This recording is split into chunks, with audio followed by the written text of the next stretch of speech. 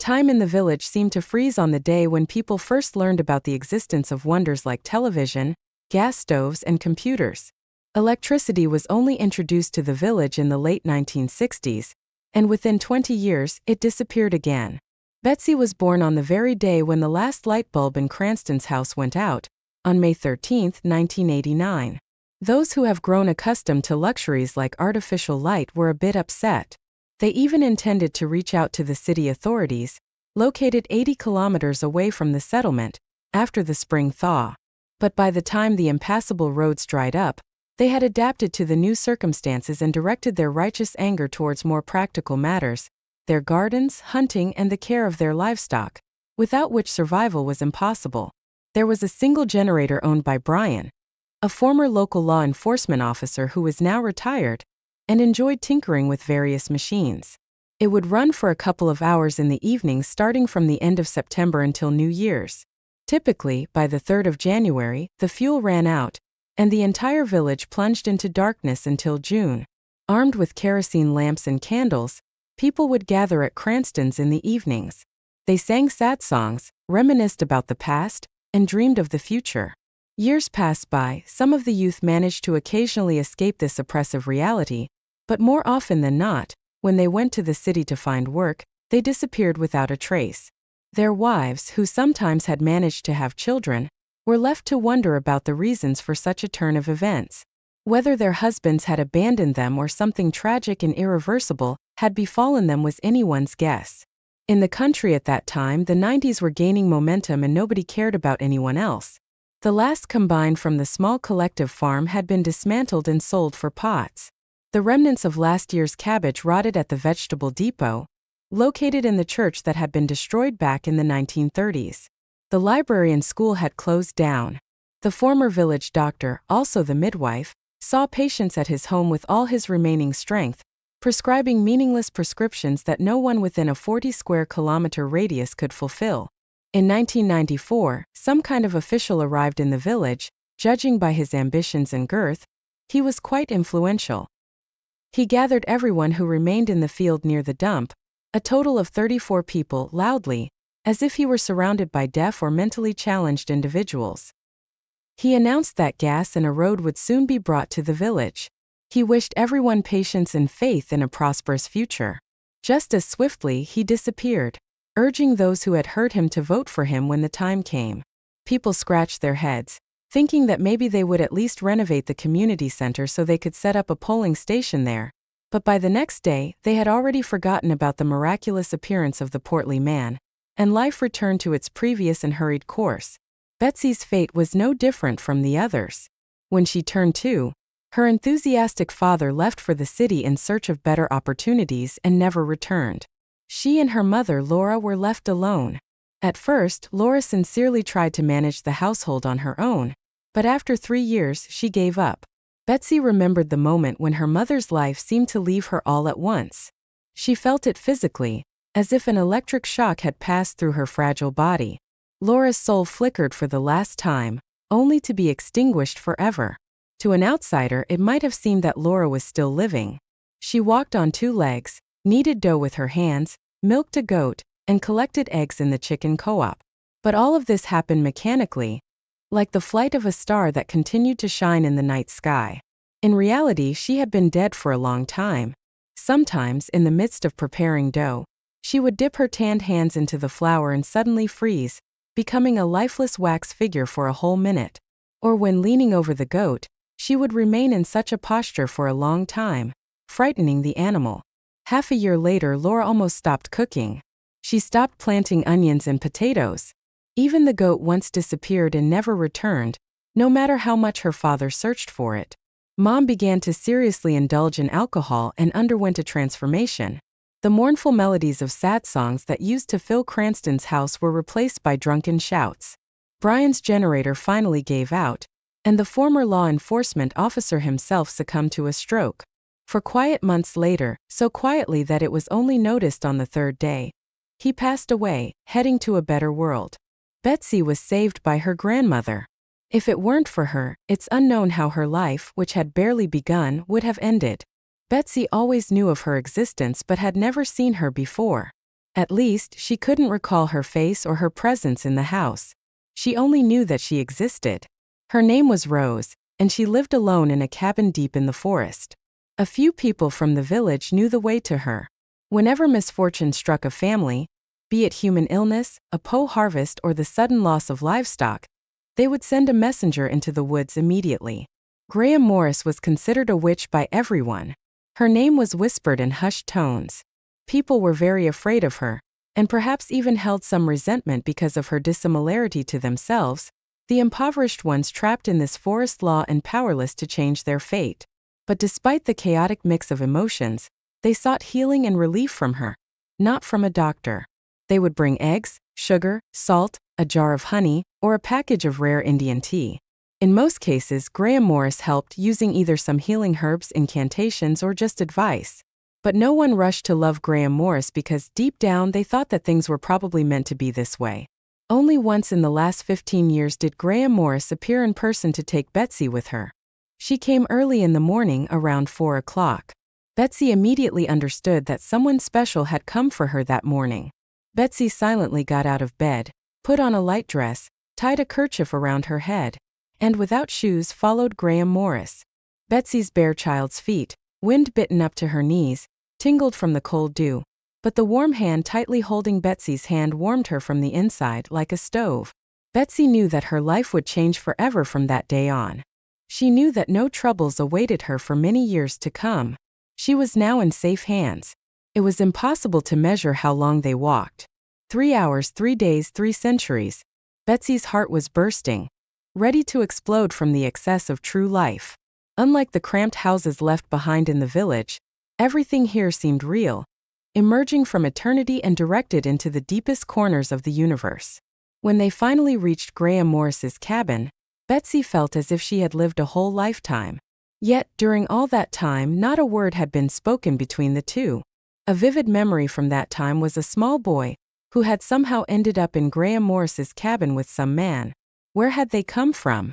Were they already there when Betsy first entered the house, or did they appear seemingly out of nowhere a little later? Betsy could never understand. The boy was unwell. He lay there all the time, silently looking at the man and then at Graham Morris. The next morning they left. Before that, the man had a somber conversation with Graham Morris. Betsy couldn't make out a word. Then the man strapped the boy onto his back, as if he were a backpack, and disappeared into the forest. Betsy spent about 5 minutes alone with the boy. He mostly stood out in her memory for how he looked at her during those 5 minutes, with a strange gaze as if he wanted to ask for help but couldn't find the words. Betsy spent 4 years with her grandmother in the cabin before the quiet notes of longing for her mother began to sound insistently and invitingly. Together with her grandmother, they lived in perfect harmony, often understanding each other without words, and without the need to express any dissatisfaction with each other. They had developed a special closeness. They roamed the woods together in search of healing herbs. They learned to read together and prepare various concoctions in a copper cauldron, which occasionally drew unfamiliar people from the nearby area to Graham Morris. By the age of 10, Betsy had learned to read reasonably well, could do basic arithmetic, and could draw geometric shapes with chalk on a polished stone. Graham Morris's knowledge ended there. She lamented that she couldn't provide more for her granddaughter since she didn't have centuries to live. Sooner or later, Betsy would be on her own. She would have to find her way in this harsh life. According to rumors that reached Rose, Laura had completely lost her human appearance, and there was no hope for her. Of course, they could have reached out to the city, contacted child welfare services, and placed the girl in an orphanage. But such a thought frightened Rose more than death itself. She had seen and felt how people were becoming increasingly indifferent and cruel to each other, and Betsy's soul was like a fragile crystal sphere. A single careless move could shatter it into pieces that could never be put back together. This girl was special, unlike anyone else, and she wasn't yet capable of dealing with what the world was hurtling toward at full speed. She needed to toughen up, get a kind of vaccination, face something insurmountable for the first time, and against all odds develop a mechanism for survival and preserving her true purpose. Rose didn't articulate it in these words, but she felt it deeply. So she directed all her efforts for teaching Betsy the things she knew best: verbs, spells, charms, a deep understanding of nature, and the thoughts of people who were becoming increasingly materialistic and distant from the true meanings Rose associated with selfless service to the forces of nature.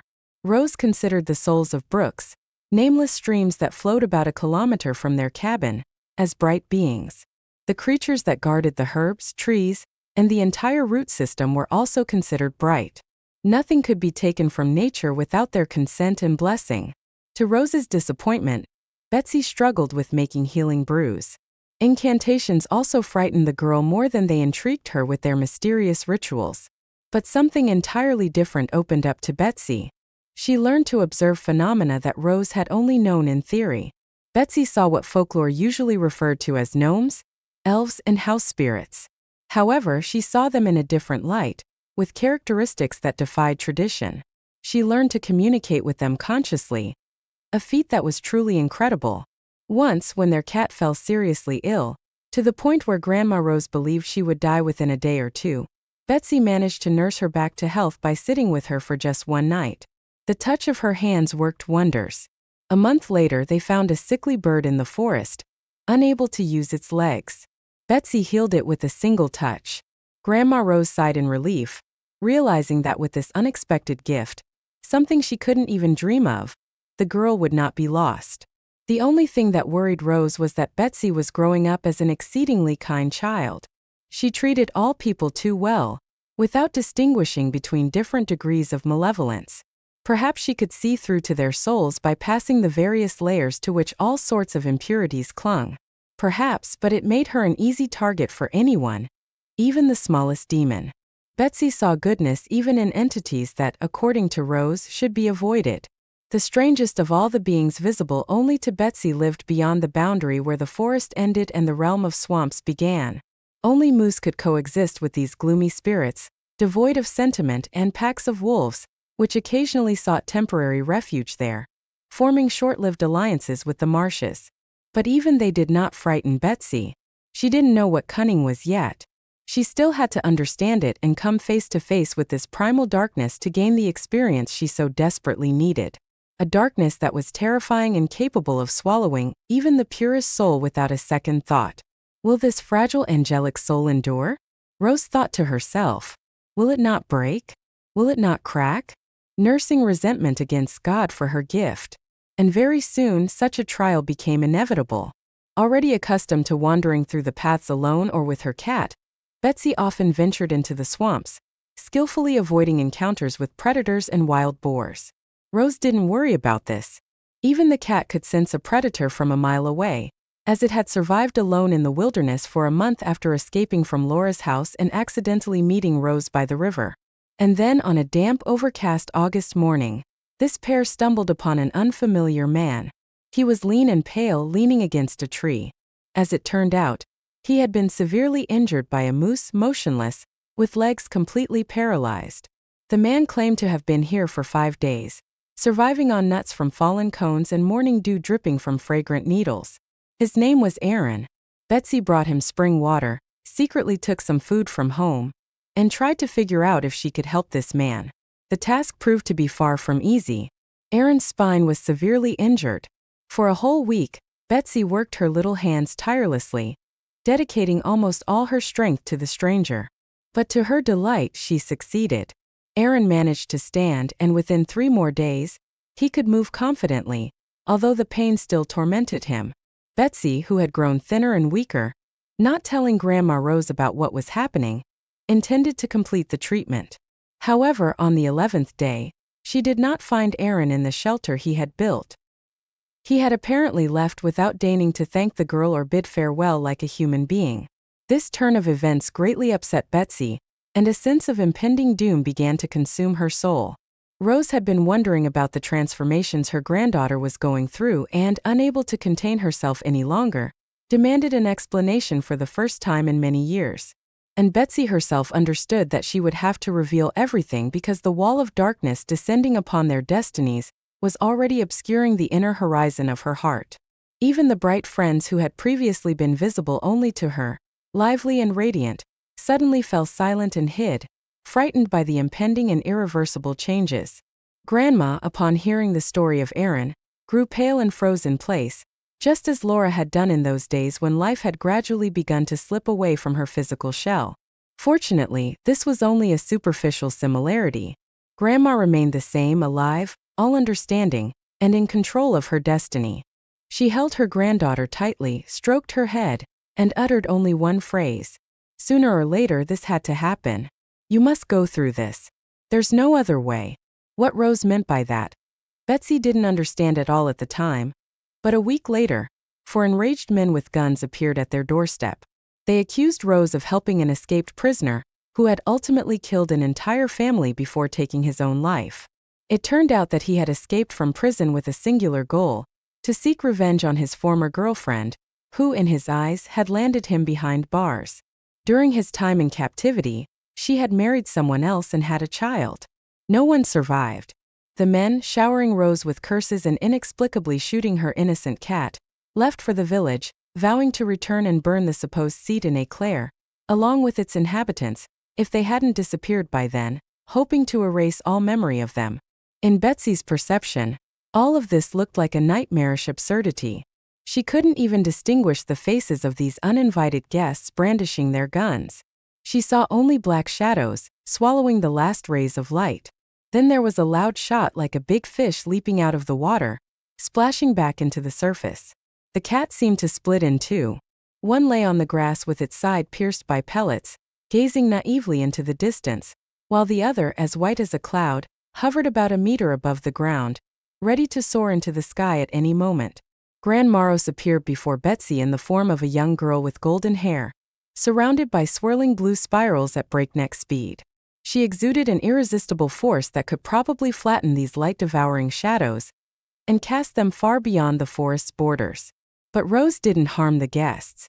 She silently listened to all their threats, gazing sternly to the edge of the clearing, and then transformed back into her usual grandmotherly form, tears streaming down her cheeks for the first time in their entire time together with Betsy.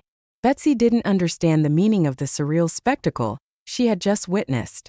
The shadows disappeared, leaving only the wall of darkness frozen on the horizon, enclosing their cottage within a tight ring.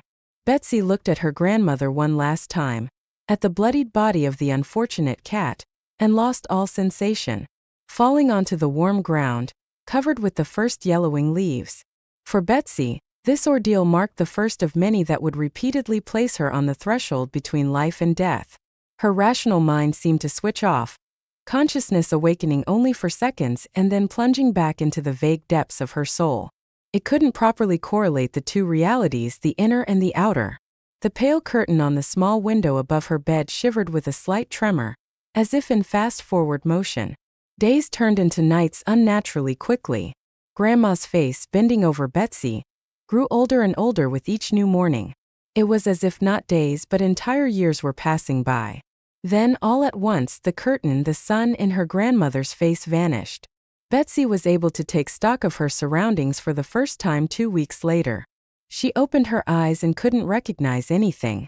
Where was she? What had happened to her? Why wasn't her grandmother nearby? She lay on a bed in an unfamiliar spacious room with huge windows looking out onto an overcast sky.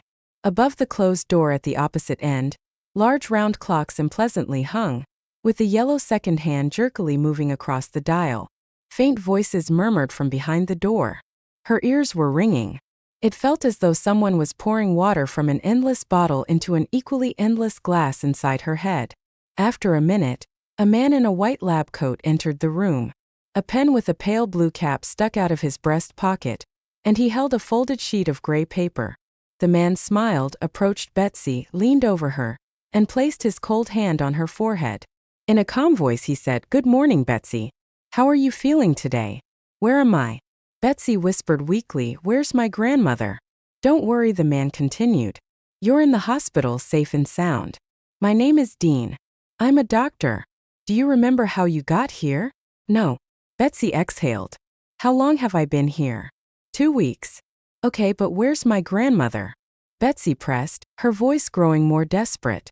Dean's right eye twitched. He frowned, turned away, pulled a piece of paper and a pen from his pocket, and pretended to jot something down. "Your grandmother stayed in the village," he finally said after a pause. "She'll come for me, right?" Betsy began to sense that something terrible and irreversible had happened.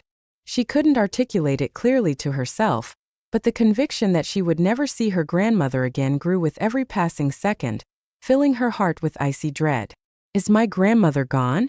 Betsy tried to ask calmly, fixing the doctor with a mature, serious look. Dean finally looked at her, hesitated, shuddered, and pocketing the meaningless piece of paper, confirmed shortly. Yes, Betsy spent another week in this hospital. They gave her intravenous drips, conducted endless tests, administered injections, and fed her bitter pills. However, they couldn't diagnose any serious illness. They concluded that the intense stress had simply weakened her body without affecting any vital functions.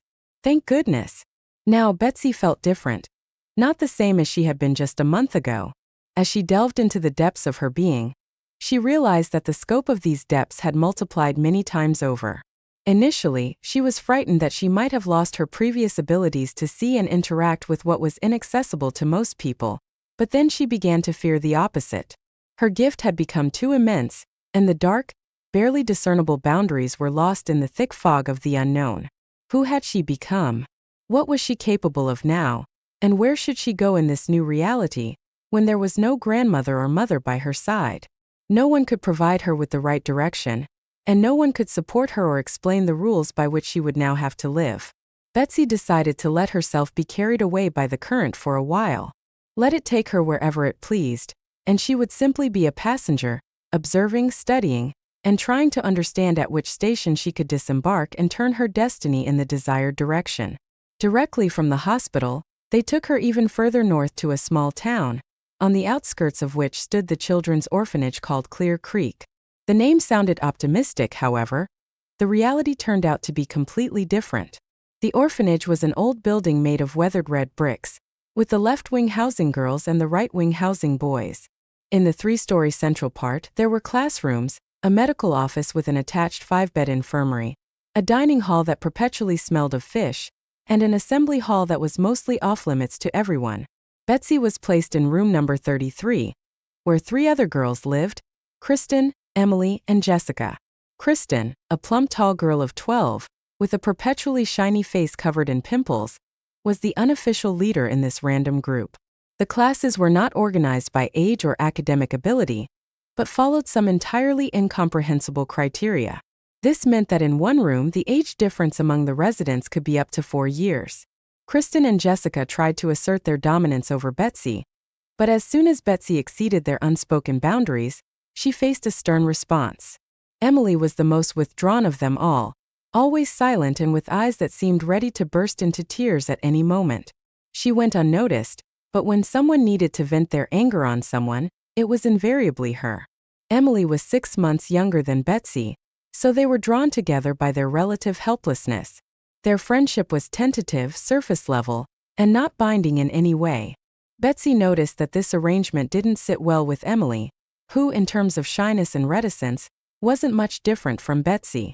In the first few days, the others observed Betsy, unsure whether to challenge her resilience immediately. However, after half a month in early October, Betsy began to feel that she had also become a target for both Kristen and Jessica. She did her best to avoid conflicts, but the more she endured, the stronger the girls' desire to punish her for her meekness grew. Such passivity was not welcomed here. No one could blend into this group. Everyone had to bear a label that made it clear who they were and what to expect from them. With only basic reading skills and a limited grasp of elementary mathematics, Betsy was ignorant of history, geography, and could only write in printed letters. Seeing such helplessness, the children laughed at her, considering her mentally challenged, even though they weren't particularly bright themselves. However, by New Year, Betsy managed to catch up on what she had missed, greatly impressing everyone, especially the teachers who had initially dismissed her. She found herself particularly drawn to botany and art classes. Previously, she simply felt a connection to every plant, knew everything about its properties, read its fate, meaning, and purpose. Now, Betsy began to understand the physical structure of plants. All those tendrils, pistils, and stamens fascinated her. The categorization into species, growth zones, and especially the Latin names sounded like music to her. During art lessons, after gaining an understanding of perspective and the golden ratio, She tried to depict what she saw beyond the physical shell. Bob, the teacher of visual arts and music, appreciated her fantasies and even took a special interest in some details. He asked many questions and widened his eyes in astonishment at her unexpected answers. He wholeheartedly believed in Betsy's incredible abilities without any doubt, but perhaps for the sake of further reassurance, he proposed an unusual experiment. Based on the rather vague explanations provided by the girl when she attempted to describe how she could project her consciousness beyond her body and freely traverse her familiar world while communicating with various beings, he concluded that she might be able to read, for example, a note, the content of which she did not know but had in her possession and knew exactly where it was placed. Bob led her to his room on the 3rd floor, allowed her to touch the doorknob, a piece of paper on which he had written 2 arbitrary words, and wooden tabletop clock under which he had placed this piece of paper. That night, the girl was supposed to mentally, in her astral body as he put it, enter his room and read those 2 words.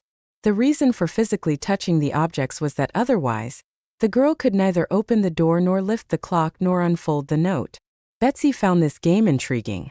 For her, the task was entirely trivial, but it was amusing to witness the astonishment in an adult's eyes yet again. Moreover, Bob told her many interesting stories about Tibetan monks, Indian yogis, a certain Vanga who attracted crowds seeking prophecies, Nostradamus, and much more. These stories reassured Betsy, making her realize that she was not alone in this world. Therefore, if necessary, she had somewhere to go and someone to turn to. The note contained a short phrase, "This is possible." Bob was ecstatic about the successful experiment. Betsy, on the other hand, simply smiled, pleased that she had inspired her art teacher. Girls from neighboring rooms began to visit Betsy frequently, asking her to draw angels, unicorns, or elves in their diaries or letters. Her art lessons paid off, and this newfound skill saved Betsy from further descending into the loser caste.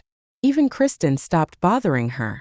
Emily, on the other hand, was constantly hovering around her like a moth around a lit lamp. Betsy had the opportunity to explore the orphanage more thoroughly. Previously, she was afraid to venture far beyond the girl's wing. Now, her excursions became more frequent, taking her further away from room number 33.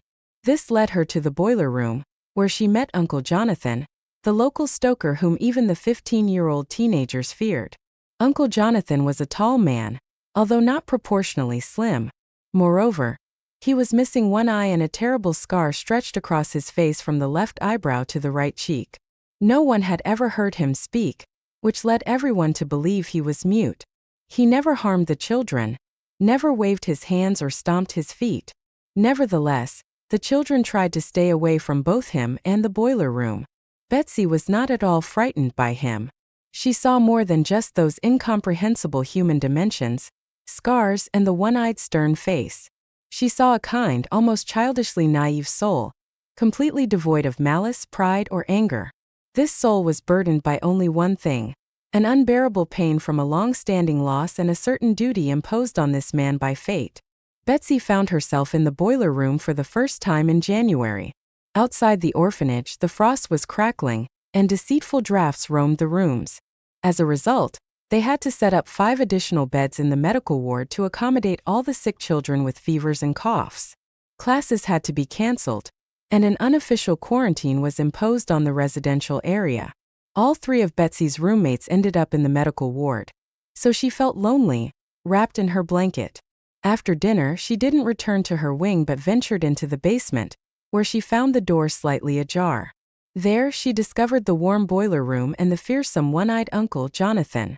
"Hello," Betsy said, suddenly appearing before the giant emerging from the darkness. He startled, scrutinized her attentively, and said nothing, continuing to toss wet coal into the furnace. "Can I sit here for a while?" the girl continued, taking another hesitant step forward. "It's boring and cold in the dorms and everyone is sick." The man continued to remain silent, as if he had already forgotten about Betsy's presence. "My name is Betsy," she decided to introduce herself. After these words, the man froze, looked at her again, but this time differently, as if trying to recognize someone familiar in her. Then he put down the shovel, went to the far corner of the boiler room, and returned with a chair in his hand. After wiping it with a towel, He placed it against the wall opposite the open furnace and unexpectedly said, "Do you want to wash the fire?" Betsy was surprised. She, like the other children, had thought that Uncle Jonathan was mute, but it turned out he could speak. From his perspective, this seemed to be some kind of special outpouring of trust, the reasons for which were still unclear to the girl. "Yes," Betsy nodded and sat down in the offered chair. "My name is Jonathan." The man spoke again. From that frosty January day, Betsy visited the boiler room almost every evening, less frequently spending time with Bob. With Uncle Jonathan they drank tea, and sometimes he even cut a narrow strip of cake. The creamy taste of it remained etched in Betsy's memory for life. Although Uncle Jonathan was not particularly talkative, over the course of their 4-month acquaintance, he managed to tell the girl many interesting things about his life, what he wanted most and what he dreamt of. It turned out that the terrible scar on his face dated back to his time in the Afghan War. Perhaps he would never have shared such detailed stories about those horrifying times with Betsy if it weren't closely tied to another tragic story from his life, concerning his daughter. "Her name was Betsy," he would say, "when I ended up in Afghan captivity, and then we all returned home. They forgot about me. At first they thought I was missing in action, and a year and a half later they buried me. They even put a gravestone in the cemetery. I saw it with my own eyes. My wife, God rest her soul, did her best to hold it together. She worked 2 jobs from morning till night, but after a couple of years she broke down. Betsy was 9 years old then, almost your age, a smart kid, always was. Tina and I got married early. I was 18 and she was a year younger. I got drafted into the army at 25, but I managed to admire my daughter. By the time she was 4, she had learned to read by herself and would go to the library. Because of the bookshelves you couldn't see her, and Tina, my wife, started drinking heavily. Well, that's when problems at work started too. Besides being a bright kid, Betsy was growing up too fast for her own good, and it took a toll on her. The responsibilities of running the household fell heavily on her young shoulders. It consumed all her time and energy, leaving nothing for her studies. When the teachers raised concerns, they brought in Child Protective Services. They didn't waste any time and took Betsy away from Tina, sending her to the orphanage. My wife completely lost herself over this. She hung on for another year, and well, she's not with us anymore. She rests beside my empty grave now. By the time I managed to escape from captivity, I had been through a lot. The journey from Afghanistan was long and arduous. I tasted a lot of sorrow, saw many things along the way, but I still made it back alive. My home greeted me with a crumbling roof, broken windows, and complete neglect. I learned from the neighbors what had happened in all those years, but they only knew the general outlines of the story. Life was tough for them as well. They had no business with others. I went to various offices, hoping to find a way to locate my daughter. Either they truly knew nothing about her, or they didn't want me to meet her. I spent 6 months going from office to office, but I couldn't get any results. So I decided to take matters into my own hands. I resolved to visit and search every children's home and orphanage. I dreamt that I would find my little girl, and we would live happily and prosperously together, heart to heart. I would work hard, educate her, raise her to be a fine young lady, and be proud of her for the rest of my days. So for 7 years I roamed and dreamed until I ended up here. And here I stopped, not because I'm tired, but because I realized that Betsy will soon turn 18, and there's no point in my wandering through orphanages anymore. She's already grown up, maybe even got married, received the apartment she's entitled to. What would I achieve by showing up like this? Hello, I'd say, I'm your father. Do you remember me, my daughter? But I just wish I could lay eyes on her, even for a moment. This story deeply moved Betsy. In her eyes, Uncle Jonathan became even more immense, not just in stature but in spirit too. How much had he endured? Before this, Betsy considered her own destiny challenging. But now she realized that there were people whose trials overshadowed her own. If only she knew how many more tests awaited her in the future. She felt a strong desire to somehow help her new friend. She remembered the art teacher's experiment and thought that perhaps she could do something similar, but this time with a secret phrase, and she needed at least a photograph of Uncle Jonathan's daughter. Do you have a photo of her? Betsy asked. Uncle Jonathan opened an iron cabinet, rummaged through his belongings, and after a minute, handed Betsy a card with a picture of his daughter. She was around 10 years old in the photo, sitting in a chair with an open book in her hands, her lips barely curving into a playful smile as she looked straight into the camera. Betsy concentrated as hard as she could on the image. The girl's image seemed to slowly flow from the paper into her heart. She knew that she could summon it to her mind at any moment. "She's beautiful," Betsy said, returning the photo to the man. "I found this photo at home," he said quietly. "It's the most recent one." This time, Betsy didn't mention her plan experiment. She wasn't entirely confident in its success, so she didn't want to prematurely raise Uncle Jonathan's hopes. Her search for the girl took many nights, wandering through unfamiliar realms. Betsy, resembling a supersensitive receiver, tried to detect the slightest fluctuations in the ether that might indicate the presence of Uncle Jonathan's daughter. Luck smiled upon her at the end of May. She found the right place, or rather a rather large area where the girl could be at that moment. She clearly saw a district that resembled a city within a city, filled with young people carrying books. There was a tall, white building similar in structure to their orphanage, with a central high part and 4 columns on the second floor and 2 lower wings extending to the left and right, spacious halls with rows of writing desks closely adjoining each other. Betsy hadn't seen the girl herself yet, but she knew for certain that she was somewhere among these people, also holding a book, alive and well. She wanted to rush and tell Uncle Jonathan about everything right away, but for some reason she held back, feeling that there was something not quite right about it. It was as if Betsy was building a wall between herself and Uncle Jonathan, not wanting him to discover her secret. So, Betsy decided to wait a little longer, and try to understand the reason behind this unsettling feeling. In early April, even before reaching that small town, another guest appeared in the boiler room, a puppy with his hind legs somehow missing. How he managed to crawl to Uncle Jonathan's on his own was a mystery. Someone might have brought the puppy to the boiler room, unwilling to relieve him of his suffering themselves. After all, everyone believed that this giant could snap anyone's neck without blinking an eye. The puppy crawled in, dirty and skinny, with scabs all over his face from various ailments.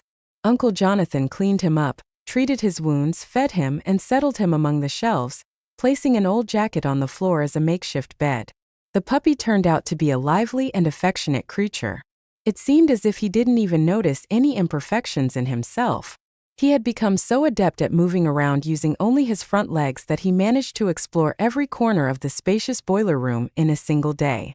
This activity resulted in new scratches and calluses on him.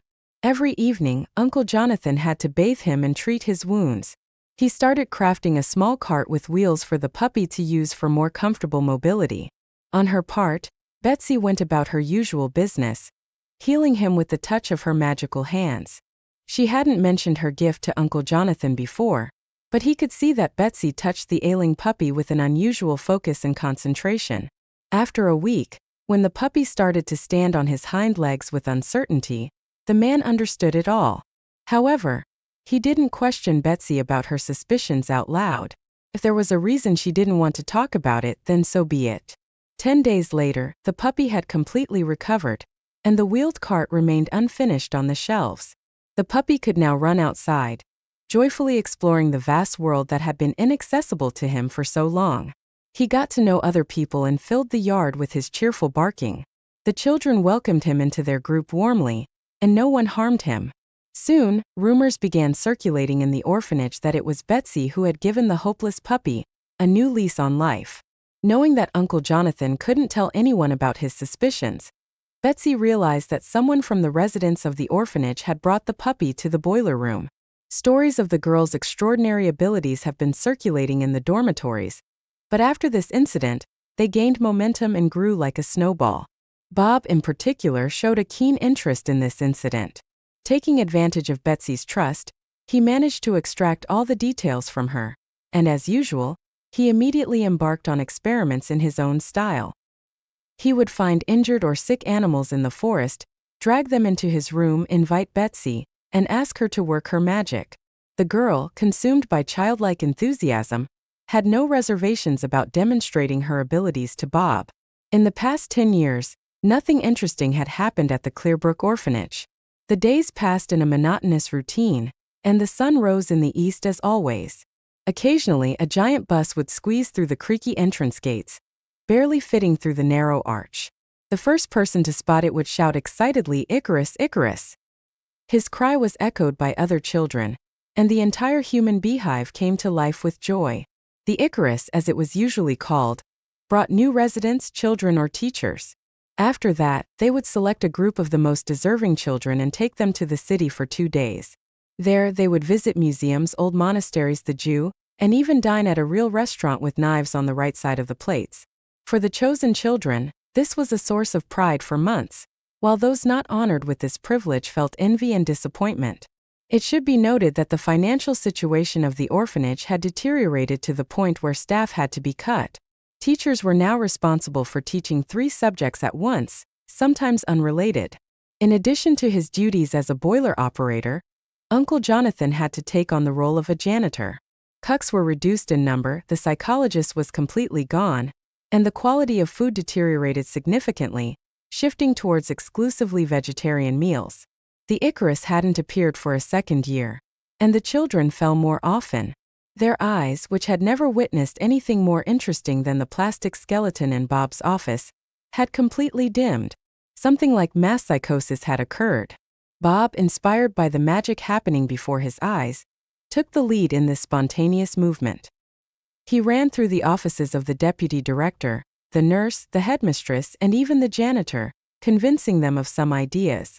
He spent hours on the phone, calling journalists from the Capitol and receptionists at research institutes. Children, incapable of deeply empathizing with others' suffering, lined up at Betsy's door, bringing with them some injured animals. In a normal situation, it would have been impossible to find so many disabled animals in the forest, so adults began suspecting that the children were intentionally harming the creatures before bringing them to Betsy for healing.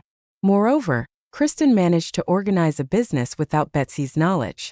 She took some form of payment from those who wanted to witness the miracle sugar, cigarettes, old silver coins that were still found in the mansion's basements.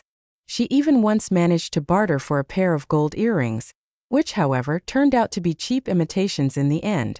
After a week of such intense activity, Betsy began to lose touch with reality. She felt her strength waning with each passing day, leaving behind a cold, oppressive emptiness in her soul. She lost weight, her movements became nervous and clumsy, and dark circles formed under her sunken cheeks. Something had to be done to stop all of this. Seeing the girl's silent suffering, Uncle Jonathan was the first to step in. He locked her in the boiler room, dispersed the unruly children, and made the headmistress, Tess, take control of the situation. Unlike the children, the adults, after convening a consultative committee, decided to take a different path. In their minds, they had developed what they considered a grand plan capable of saving the dire situation of the orphanage. Endless calls from Bob bore fruit. Journalists were the first to respond to the events at Clearbrook. More precisely, one of them did, but he was the kind whose shows never left the screens and always topped the ratings. This man had limitless power. In a matter of minutes, he could turn someone into a hero or drag them to the depths of infamy. He could make someone immensely wealthy or strip them of their last possessions. In his phone, he had contacts with influential people.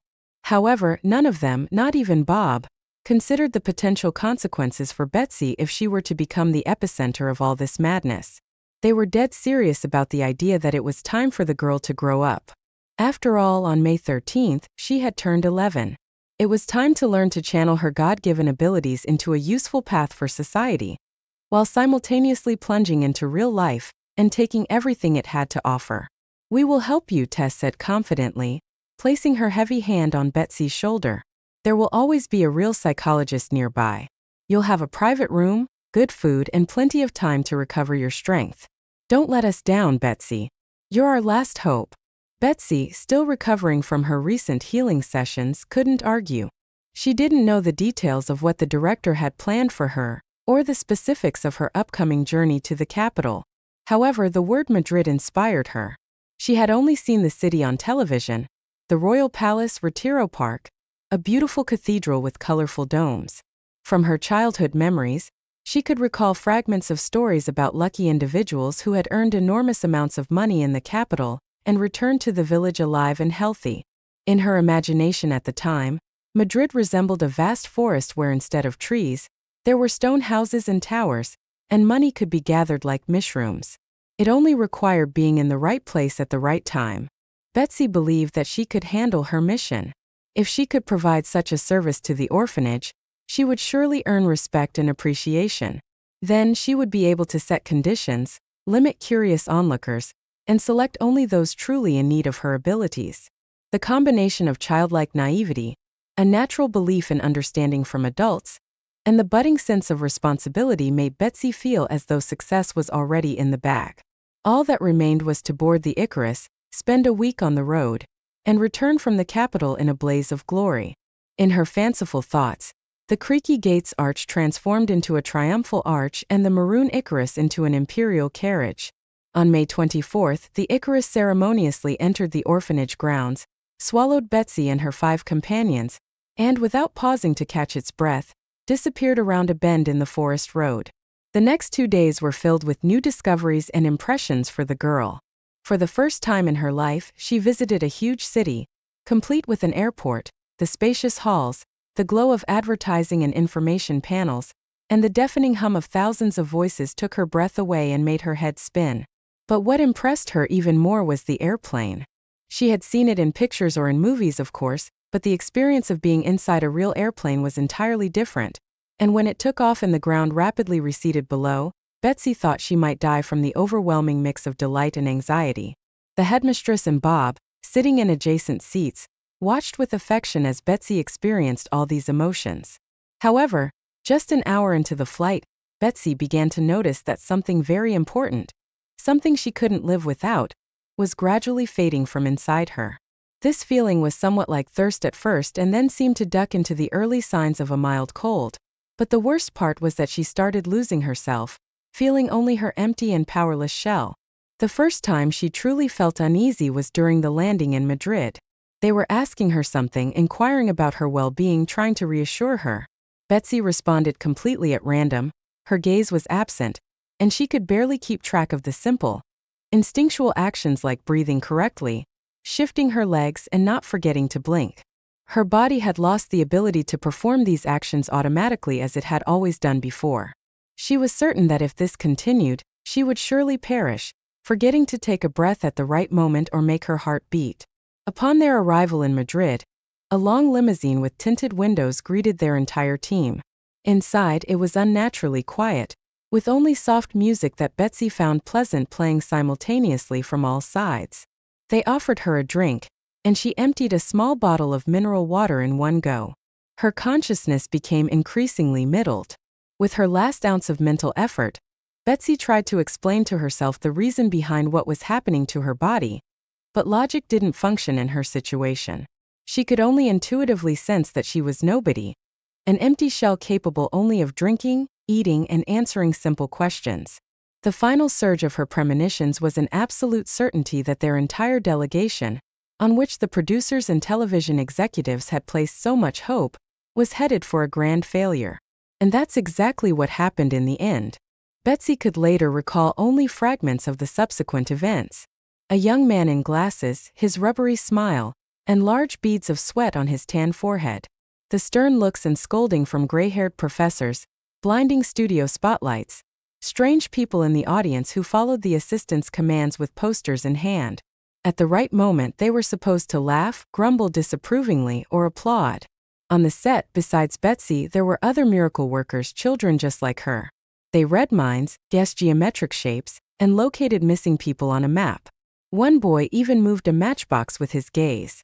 Although Betsy had never been to the circus before, everything that happened in the studio seemed most like a circus to her. When it was her turn, and a dying guinea pig was placed on the table in front of her, Betsy could only cry out of pity for the poor creature. She couldn't help it in any way, except perhaps to pray for it and ask the Lord for forgiveness for not living up to his boundless trust this time. The audience laughed and Betsy felt nauseous. She had completely lost control of herself, and her outburst was shown in close-up on the huge screen, displaying her pale and bewildered face. Back in Clearbrook, the team returned, exhausted by the journey and the shame. Difficult times began in Betsy's life. For about 5 days after returning from Madrid, Betsy felt as though a sinister fog enveloped her. No one except Uncle Jonathan spoke to her, as if waiting for some command from above. Even the clingy Emily tried to keep her distance, fearing that the silent boycott that had spontaneously formed around Betsy would somehow affect her too. No one else asked the girl to relieve their headaches, and no one brought unfortunate animals into room 33. To everyone else, Betsy became a newcomer once again, someone they needed to observe before deciding on their behavior. Even Bob started ignoring his favorite student, taking her failure in the capital as a personal affront. After all, he had initiated this wave and convinced the authorities that Betsy was the only surefire chance to save the orphanage from bankruptcy. Luckily, they didn't demand a refund of the money spent on the move and accommodation. As for the guinea pig, it was eventually found to have recovered, but the show of its healing had not worked out, so no one thanked anyone for such a miracle. Bob considered Betsy's failure a mere whim, her irresponsibility, and a desire to elevate her own worth and importance in the eyes of the trusting adults. Betsy's sudden indifference from the drawing teacher left her completely disheartened, but unlike him, she didn't make any baseless assumptions and simply accepted it as an unpleasant fact. 3 days later, Kristen and Jessica moved out of the room. Emily, for a while, tried to combat her own cowardice, hoping that the atmosphere surrounding Betsy would become less oppressive and bleak. But with no changes in sight, she also packed her belongings and joined the majority. Betsy was left alone. June turned out to be cold and rainy. Black mold stains covered all corners of the room. The air felt damp. Evil, sprouting in the vacant space, was getting closer to Betsy, ready to engulf her completely.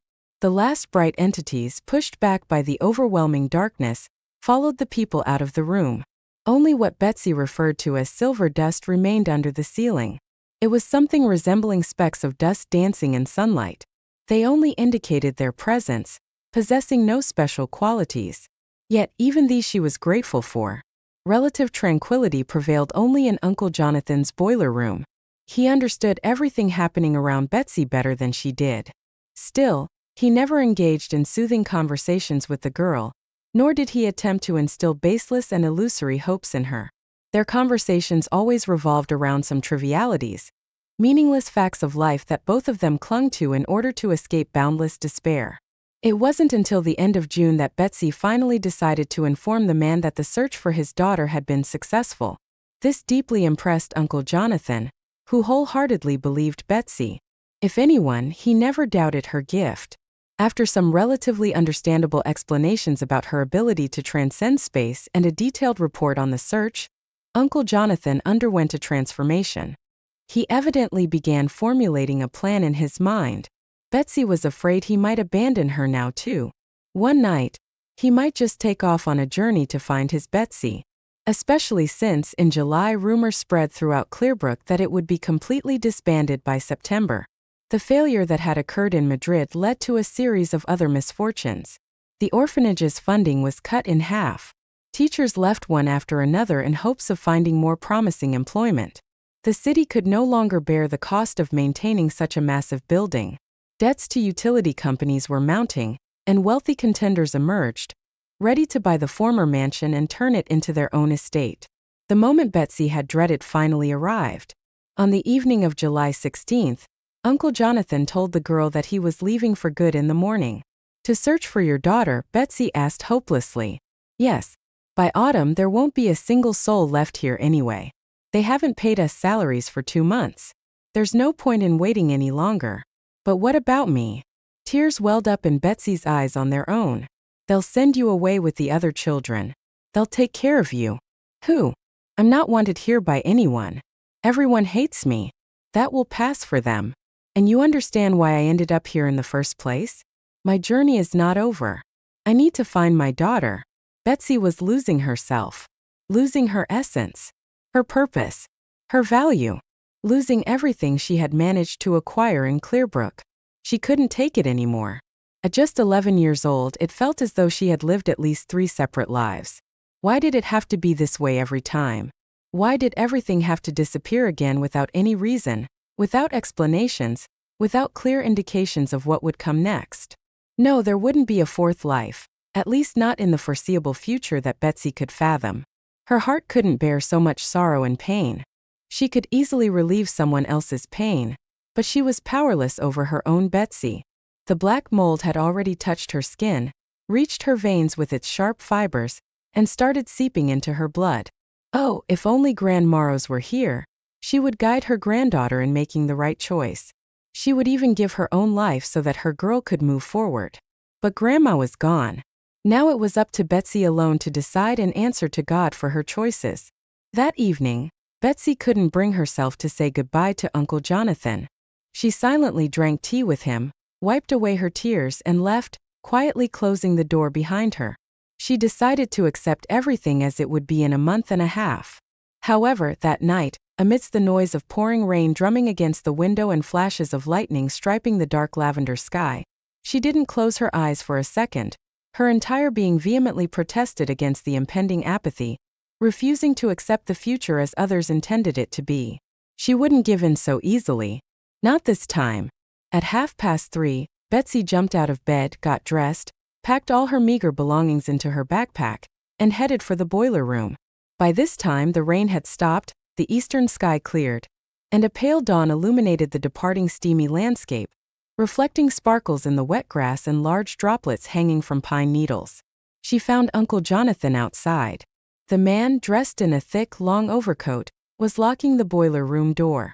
Uncle Jonathan turned around, his eyes rounding in surprise, but a faint smile crossed his stern face after a second. "I was afraid of this," he said when Betsy approached. "This is my decision," the girl nodded, "and don't even try to talk me out of it." "I won't."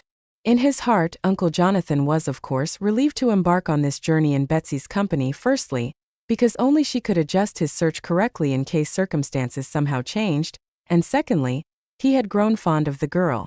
Over the past year, she had become his closest friend and sole conversational partner. However, Uncle Jonathan understood something else, that he had no right to deprive her of a future. She needed to study to be fully prepared to step into adulthood in a few years. All these upcoming searches and transitions were taking so much away from Betsy, and the financial aspect of it, even without considering her missing documents, seemed quite challenging. Uncle Jonathan could easily sustain himself on the road. In the past, he had walked 40 to 50 kilometers a day, slept under the open sky in the woods, made do with meager provisions, and effortlessly endured physical discomfort. But Betsy was an entirely different matter in his eyes. She was, in his perception, a delicate flower that had grown against all odds in the most adverse conditions. She needed care, good food, warmth, sunlight, and eventually, she would undergo the unique changes in her body that would need proper attention. That worried him the most. If she were a boy, it would have been much simpler, and he had no right to exploit the girl for his own purposes. She had already given him so much, for which he would be forever grateful. But Uncle Jonathan saw the determination in the girl, and he shared her concerns about the impending changes at the boarding school. Betsy's sudden disappearance from Clearbrook went unnoticed by everyone. Children were being taken away in small groups without any system. An address and transportation would appear, and they would gather 7 or 8 people and send them off, sometimes with Tess and sometimes with Bob. Erased from memory, Betsy lost her uniqueness. She became a shadow, indistinguishable from the others. It was hard to determine with which group and when they had taken her. Perhaps someone might have noticed her absence a bit later, when they were moving the archives during the last walk. But an unforeseen event occurred that day. The truck carrying the documents veered off the wet road into a ditch and overturned, scattering a third of the transported papers across vast fields, and no one bothered to collect them. Betsy's documents were among those papers. That's how she officially vanished from existence, turning into a phantom, a girl whose existence was now known only to Uncle Jonathan. However, the fates of her former neighbors in the girls' dormitory didn't fare any better. In the end, it turned out that Betsy had been luckier than most. But that, of course, depended on how you looked at it. They only reached the town at the end of August. Most of the journey had to be done on foot, with occasional stops at roadside motels or renting rooms in deserted villages. At first, Betsy was very tired of this way of life, but then she got used to it and even began to enjoy it. The light was returning to Betsy. Nature, filled with meaning, infused her with fresh strength, fortified her spirit, and willingly revealed its secrets. Betsy read the world like a book filled with wisdom. She delved into every symbol, compared it with what she had seen before, and the summer hiking trips confirmed her suspicions that moving at unnatural speeds over long distances caused her astral body, as she continued to call her gift-endowed counterpart, to lose its connection with the physical. It would remain detached until it caught up. Traveling by bus or hitchhiking was more tolerable. It would take hours, at most a day, to fully reconnect. In short, for the rest of the summer, Betsy felt truly happy, just like she once did in her grandmother's cottage. Uncle Jonathan eventually managed to locate Betsy. She was attending her second year at the university, majoring in foreign languages, and living on the university campus. However, it might have been better if he hadn't found her at all. The girl had no memory of her father, and his physical appearance when he first appeared before her was incredibly frightening. Having achieved everything on her own, Betsy had become very hardened in her heart. She had structured her life in a way that nothing would interfere with her career and professional growth. She had no friends, no external interests unrelated to her main goal. Betsy had turned into a machine program to solve a specific task, incapable of being distracted by anything unrelated to that task. Uncle Jonathan found it hard to believe. He genuinely hoped that this was just a temporary complex acquired as a result of a tough life. He tried to justify himself to his daughter for his long absence in her life, asking for her forgiveness. He pledged not to hinder her plans in any way, but what did he have to apologize for? What was there to justify? He had spent a decade searching for Betsy. He lived with thoughts of her. That was the only thing keeping him from giving up, getting angry at an indifferent world, sinking into despair like her late mother, and losing his humanity. Betsy noticed how, after each meeting with her daughter, Uncle Jonathan changed, growing darker, wrinkling more, withdrawing further into his thoughts, but she couldn't relieve her friend of such pain. It was his personal burden, his private tragedy, something that could only be endured, minute by minute and day by day, ground down, dissolved in time, drained to the last drop, and cast out of memory. Betsy also felt guilty about herself. Why did she even start looking for this Betsy? Why was she so convinced that their reunion would be like a fairy tale with a happy ending? She thought they would live together as one family, and no more hardships would darken the horizons of their intertwined destinies. Despite all her experience and her ability to see things and phenomena deeper than ordinary people, Betsy still remained a child, naive, believing in miracles and the triumph of the good in human beings. Uncle Jonathan, however, managed not to break. He found the strength to carry on, but what it cost him, only he knew. He started working 3 times as much, disappearing from the rented apartment for days. Betsy secretly began to do odd jobs as well. She distributed advertising flyers and newspapers to mailboxes. Sometimes, when a new store opened, she dressed up in funny costumes and lured pedestrians inside. The pay was meager, of course, but it was enough for her bucks, primarily practical guides on Tibetan and occasionally classical medicine. Betsy wanted to understand how the human body worked, and how it related to what she saw and felt. She learned that the glow around the physical body was called an aura, and it had various shades that could be used to diagnose specific illnesses and even emotional states. The astral body did indeed exist and was somehow connected to the physical, like a loosely tied cord when temporarily separated. Betsy learned about chakras, the connection between organs and the positions of planets in the sky, the phases of the moon affecting the entire plant kingdom. Some of this she had understood before on an intuitive level or remembered from her grandmother Rose's simple explanations, but it turned out that all of this had almost scientific explanations, at least from the perspective of Eastern healing practices. It filled her with sheer delight. In May, when the girl turned 12, Betsy and Uncle Jonathan set out on the road again. This time they didn't have a specific destination in mind. One day, Uncle Jonathan simply asked, "Have you ever seen the sea?"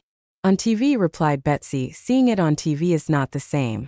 I was thinking, wouldn't it be nice for us to go somewhere by the sea? Or how do you feel about that?" "That sounds great," Betsy replied, more delighted by the fact that this idea had inspired her friend. "I'd love to be there." "Imagine," the man said thoughtfully, "a whole 8 months of summer." "Fantastic. Renting a place there might be expensive, especially during the resort season, but it's worth it. We can manage it. We crave warmth and sunshine." "We do," agreed Betsy. And a week later they set off for warmer climes. All the love that Uncle Jonathan had reserved for his long-lost daughter was now poured onto Betsy. The darkness lifted from his face. His gait became sprightly once again, and his figure more robust. He often smiled, talked incessantly about one thing or another, and even learned to crack jokes, something he had never been inclined to do before. It was as if a burden had been lifted from his shoulders, and for the first time in his life, he felt entirely free. The 4,000-kilometer journey became the happiest time for Betsy in the past 2.5 years. The velvet season was picking up in the entire Black Sea region, so they had to put in some effort to find reasonably decent accommodation. They managed to rent a small room, 5 by 3 meters, in a house on a hill, standing at a distance from other buildings. Drafty and with a frail roof, it wasn't popular among vacationers, which is why it was available. Moreover, the rent didn't correspond to the amenities and the character of the landlady. Valeria, a woman in her 60s with a red face and a mass of gray hair, was something not many could tolerate. During the first week, Uncle Jonathan and Betsy only heard reproaches from her. Their appearance was like that of bandits and the girl was too quiet. Could she be a hostage of that thug with a scar? The new tenants didn't argue with her, calmly accepting the excessive criticism, and Uncle Jonathan even repaired the house's frail roof, fixed the fence that had fallen over, and patched up the boat, which had been slowly decaying by the reed-covered pond near the house. Valeria became more subdued. Her criticism increasingly blended with complaints about her difficult life. It turned out she had an older, sick sister living 5 kilometers away, whom she had to care for, preparing her meals every day, tidying up her apartment, and making sure she didn't do anything foolish. 3 years ago, doctors had given her a grim diagnosis: dementia. To officially qualify her for disability benefits, they required Valeria to place her sister in a psychiatric facility for a period, something Valeria couldn't bring herself to do. Her character was far from pleasant, but she couldn't bear to do that to her sister. Valeria even claimed that compared to her sister, who had lost her sanity, she was an angel. The sister had a difficult personality even before her illness, and she could wear down anyone, even the mentally strong. Losing her memory and the ability to handle basic tasks didn't make her more manageable. However, at least she couldn't trouble people anymore since they understood that she was officially not in her right mind. Uncle Jonathan had to find a source of income again. He bought a bicycle and got a job as a casual laborer at the fish market, which required him to ride 20 kilometers each day, and then pedal the same distance back. Additionally, every third night, he guarded a food warehouse, where they allowed him to take something from the supplies once a month: a sack of potatoes, 4 kilograms of sugar, or pasta. This provided a decent supplement to their income. Betsy, too, kept herself busy. As Valeria's health deteriorated with each passing year, she increasingly sent Betsy on trips to her ailing sister instead of going herself. Strangely, Iris, as her relative was named, would become docile in Betsy's presence, as if sensing something greater in the girl than in an ordinary person. These trips drained Betsy of a lot of energy. It seemed that, albeit unwillingly, the girl was transferring her strength to the sick woman. And that's precisely what Iris felt, absorbing their energy like an energy vampire. Betsy hadn't learned how to set boundaries in such situations yet, but for her work as a caregiver, Valeria deducted 40% of the rent, which was much more substantial than a sack of potatoes. The disrupted neural connections in Iris's brain began to repair themselves. By the following spring, to the surprise of the doctors, the dementia had receded. On one hand, Valeria was delighted because, despite Iris's challenging personality, she remained the only close person in her life. On the other hand, she was afraid that the recovery would end, that they would, as it had always happened before, have a falling out and cease to communicate with each other, not even greeting or calling each other on holidays for years. However, Valeria's fears proved to be unfounded.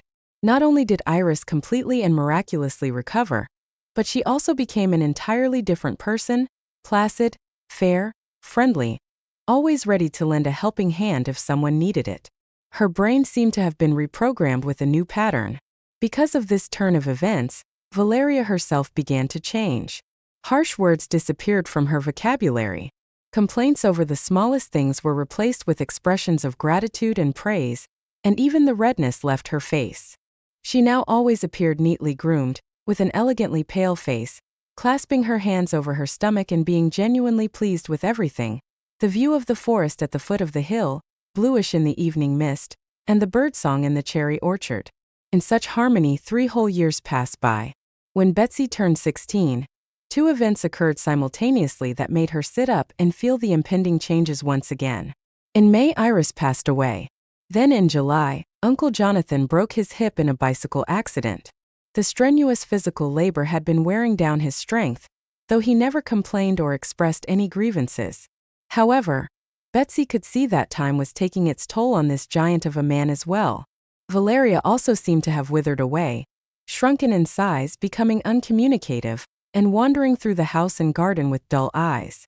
Uncle Jonathan, who had become the sole source of income aside from meager pensions, now lay in bed, gazing at the ceiling contemplatively, realizing that the situation for their little group was far from ideal. Betsy hadn't learned how to mend bones in a fractured hip yet. Betsy attempted to find a decently paying job herself, but all she was offered were positions like cleaning, sanitation work, or delivering various odds and ends to the beaches until the tourist season ended. The promised wages wouldn't be enough to resolve their current situation. If Betsy had any documents, perhaps she could have found something better. But she was nobody, a girl of unknown origin without education, profession, or promising connections. Until autumn, Valeria didn't demand anything from her tenants. The garden still provided some food, and the rent from Iris's vacated apartment brought in a bit of income. But in October, when the guests' savings were exhausted, Valeria hinted for the first time that something needed to be done. Every evening, Betsy began to retreat into the forest to cry in solitude. She couldn't come up with a solution. However, she didn't want to show her tears or despair to Uncle Jonathan. He was gradually nudging the girl toward the idea of going to the local administration and seeking help, describing in detail their entire story of misfortunes. Surely someone would help. Maybe they would even find some documents. It was quite possible that people had been looking for Betsy for a while, realizing she had gone missing from Clean Stream. Uncle Jonathan hoped for that, unaware of what had happened to the truck carrying the archives. And even if they were able to identify her, maybe they'd place her in some institution for just a couple of years until she turned 18, and then she could find a decent place in the world. He, with God's help, would manage on his own. He would get in touch with his daughter. Maybe she hadn't become completely calloused in her soul, and wouldn't refuse basic support. Surely, she had already finished college and was working in her profession. Betsy listened calmly to her adult friend's somber monologues, but understood within herself that no daughter would respond to Uncle Jonathan's appeals. Besides, he wouldn't write her letters. He wasn't the type to burden anyone with his problems. It wasn't pride, it was a natural trait of his character, and the institution absolutely not. Betsy had grown accustomed to her free life, to an environment where she was understood even without words, and where she didn't have to expect malice and deceit from neighbors every day. She couldn't envision her existence without Uncle Jonathan, and even without Valeria. Betraying her friends and running away, hoping that entirely unfamiliar people would rescue her from trouble. How could such a thing be possible? For what, for whom? One night, around 2 a.m., their landlady gently knocked on their door. Betsy was still awake, reading a book in the dim light. She got up from the couch and cracked the door open. "Betsy," Valeria almost whispered, "can I have a moment of your time? Please get dressed and come to the kitchen. I have something very important to discuss with you." Betsy thought that now the landlady would surely evict them from the house. She was probably calling her in for a final heart-to-heart talk. "Please have a seat," Valeria began. "I've made some tea and there's cherry jam. I apologize for the late hour, but I've been troubled by this thought." "Thank you," Betsy said, taking a chair and cradling the hot tea in her hands. "You know, you're quite an unusual young lady," Valeria continued. "I've suspected it for a while. Take for instance Iris. May she rest in peace. Her descent into madness wasn't just a random occurrence, though the doctors said otherwise, claiming it was not uncommon. Dementia is a mysterious condition, not fully understood by science, but I know it wasn't a coincidence. You were the cause of it. You're the one who created this miracle." Betsy felt a sense of relief. She didn't quite grasp where Valeria was going with this, but at least she wasn't about to kick them out of the house. "Then I talked to Jonathan," Valeria continued, "and what he told me confirmed my suspicions. Just please listen calmly. And don't assume I have any ulterior motives or schemes. I thought that perhaps you could earn a living with your gift. Don't dismiss it right away. I see how frustrated you are because you can't help Jonathan. Clearly, not all ailments are within your reach. I understand that dealing with such matters might not be suitable for trade, but you don't have much of a choice. Sooner or later, you'll have to compromise your principles. You could leave Jonathan here, and that would be bad. You have only one tool. A gift from God that can help you climb out of the situation and pull Jonathan with you. I'll find clients for you, and there won't be any issues with finances. I won't deceive or betray you. You can trust me. We'll start small and see how it goes. What do you say, Betsy? After weighing the pros and cons for about 5 minutes, Betsy said yes, realizing that another daunting challenge lay ahead of her. This ordeal lasted for 2 years. If the previous 4 had flown by like a single month, this stretch felt so long that it seemed to have its beginning somewhere in ancient Rome. The only consolation was that the services Betsy provided to the people brought to her by Valeria had resolved all their financial problems. Uncle Jonathan received an endoprosthesis, and although he couldn't handle heavy loads anymore, he didn't shy away from part-time work, taking up jobs as a carpenter, a security guard, or even as a keeper, where he fed animals and cleaned enclosures. Betsy, having learned from the bitter experience of looking after Iris while she was alive, had mastered the art of warding off the occasional energy vampires she encountered. By the time she turned 18, her psyche had strengthened and her gift had blossomed with unprecedented power. She had enough strength to heal almost everyone, even those with very severe conditions. Of course, there were times when she had to refuse the hopeless cases. People who had placed their last hopes on Betsy, though initially upset by her rejection, eventually left in peace, understanding that she was not the Almighty, and her abilities had their limits too. Valeria was more enamored with this new life than anyone else. She managed the finances, took care of the house and the surrounding area, and communicated with those who came from afar and needed a place to stay. By the pond, they now had a dock and 3 boats, and at the base of the hill, closer to the forest, they had built a guest cottage. Betsy not only healed but also found missing persons without a trace. With each passing month, the number of clients grew, and a sense of an impending and inevitable catastrophe began to heavily weigh on Betsy's heart. However, she couldn't halt this momentum anymore. At best, she managed to persuade Valeria that she would take a break by the next spring, citing the need to regain her strength. Reluctantly, Valeria agreed, but Betsy could already see that she wouldn't even make it to October. A new calamity was drawing near with each passing day, hastening its approach. Even the fact that she had managed to straighten out her own documents, thanks to a powerful figure from the criminal circles, whose little son she had saved, did not save her from the dark clouds gathering on the horizon of her fate and the fate of Uncle Jonathan, who remained oblivious to it all. It happened on September 25th at 3:15 in the morning. Unwisely relying on Betsy's abilities, Valeria had neglected to provide adequate security for her home. Whether it was a lunatic, an envious person, or someone offended by one of Betsy's rejections, they set fire to her dwelling. Unfortunately, that night Betsy had fallen into such a deep sleep that she didn't hear or sense anything. Uncle Jonathan was the first to react to the smoke and fire. Valeria, who had taken sleeping pills, couldn't wake up, so it was up to the man to carry both women out of the house, and Betsy, who had lost consciousness from carbon monoxide, was among them. When she came to, firefighters, paramedics, onlookers, and police officers were already swarming around. Nearby, a bewildered puppy was circling. Realizing the full nightmare of what had happened, Betsy once again fell, for the second time in her life, into the state she had experienced once at her grandmother's house. Losing touch with reality, she lay in a hospital bed in a semi-delirious state for a whole 5 days. When she finally regained her senses and pieced together the information about the recent events bit by bit, she learned that Uncle Jonathan had perished in the fire, and Valeria had passed away in the intensive care unit, never waking up. Besides that, Betsy found herself facing 3 criminal charges for illegal entrepreneurial activity, forgery of documents, and involuntary manslaughter. In addition to Uncle Jonathan, they had discovered the body of another person in the house, whom they couldn't identify. This person remained a mystery to Betsy as well. Perhaps it was the arsonist she had encountered in the burning house with Uncle Jonathan, or maybe it was a secret that Valeria took with her to the grave. The court sentenced Betsy to 3 years of imprisonment in a minimum security penitentiary. Betsy was convinced this time she wouldn't emerge from this predicament alive. She had no close companions left by her side. She felt like a curse to everyone who had ever tried to rescue her from misfortune and shield her from sorrow.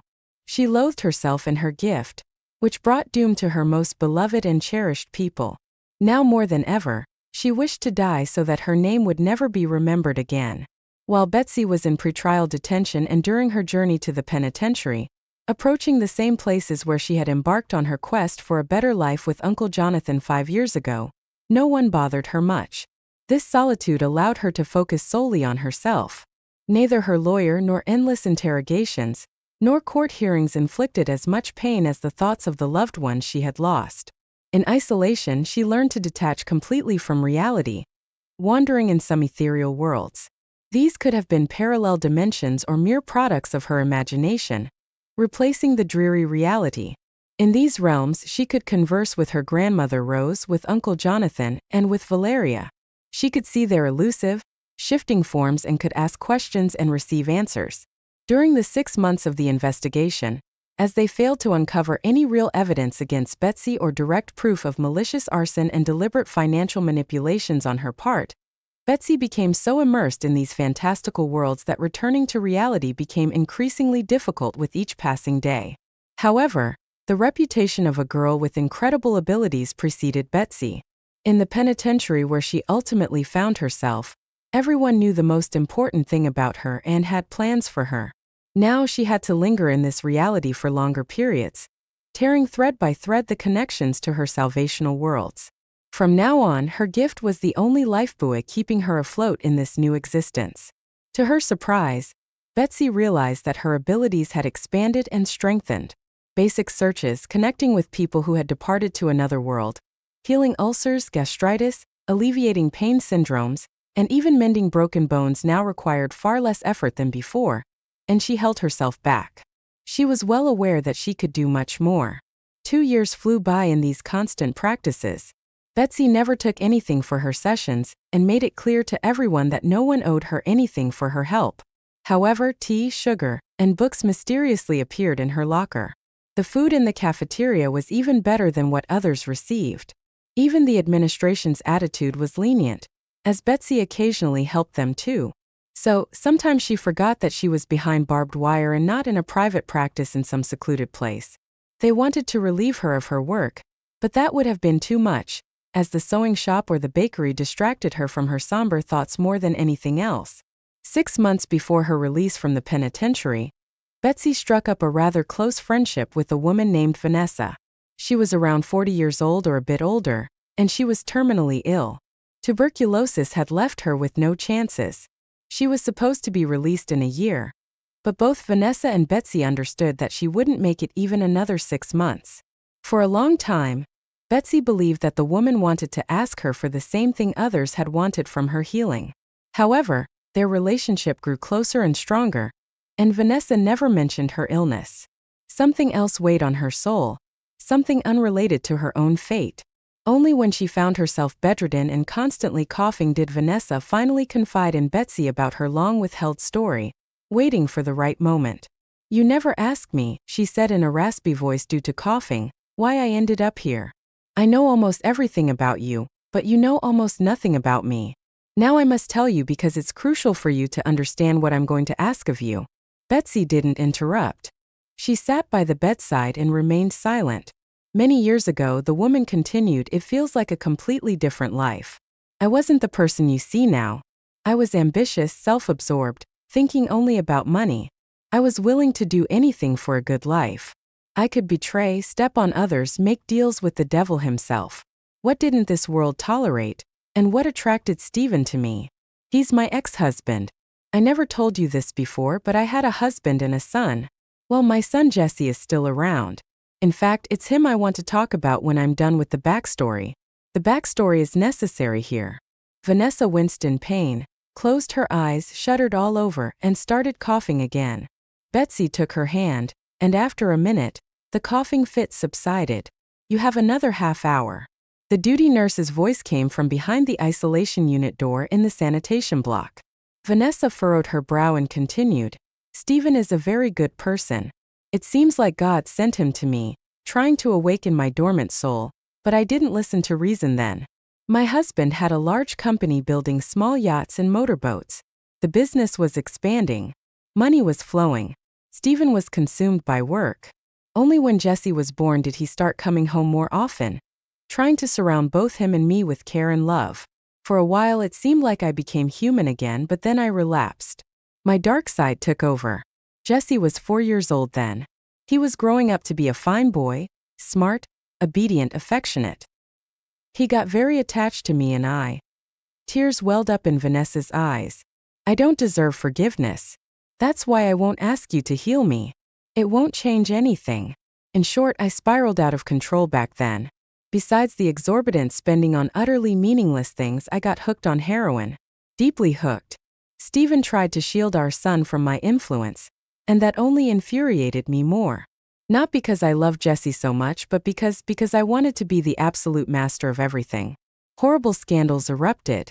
Stephen took Jesse out of the house, so he wouldn't witness the war between me and Stephen. My son was too sensitive, very fragile, but back then I didn't spare anyone. I was consumed by the desire to ruin Stephen's life. I was dying and wanted to drag all my once beloved ones down with me. I made connections with the right people.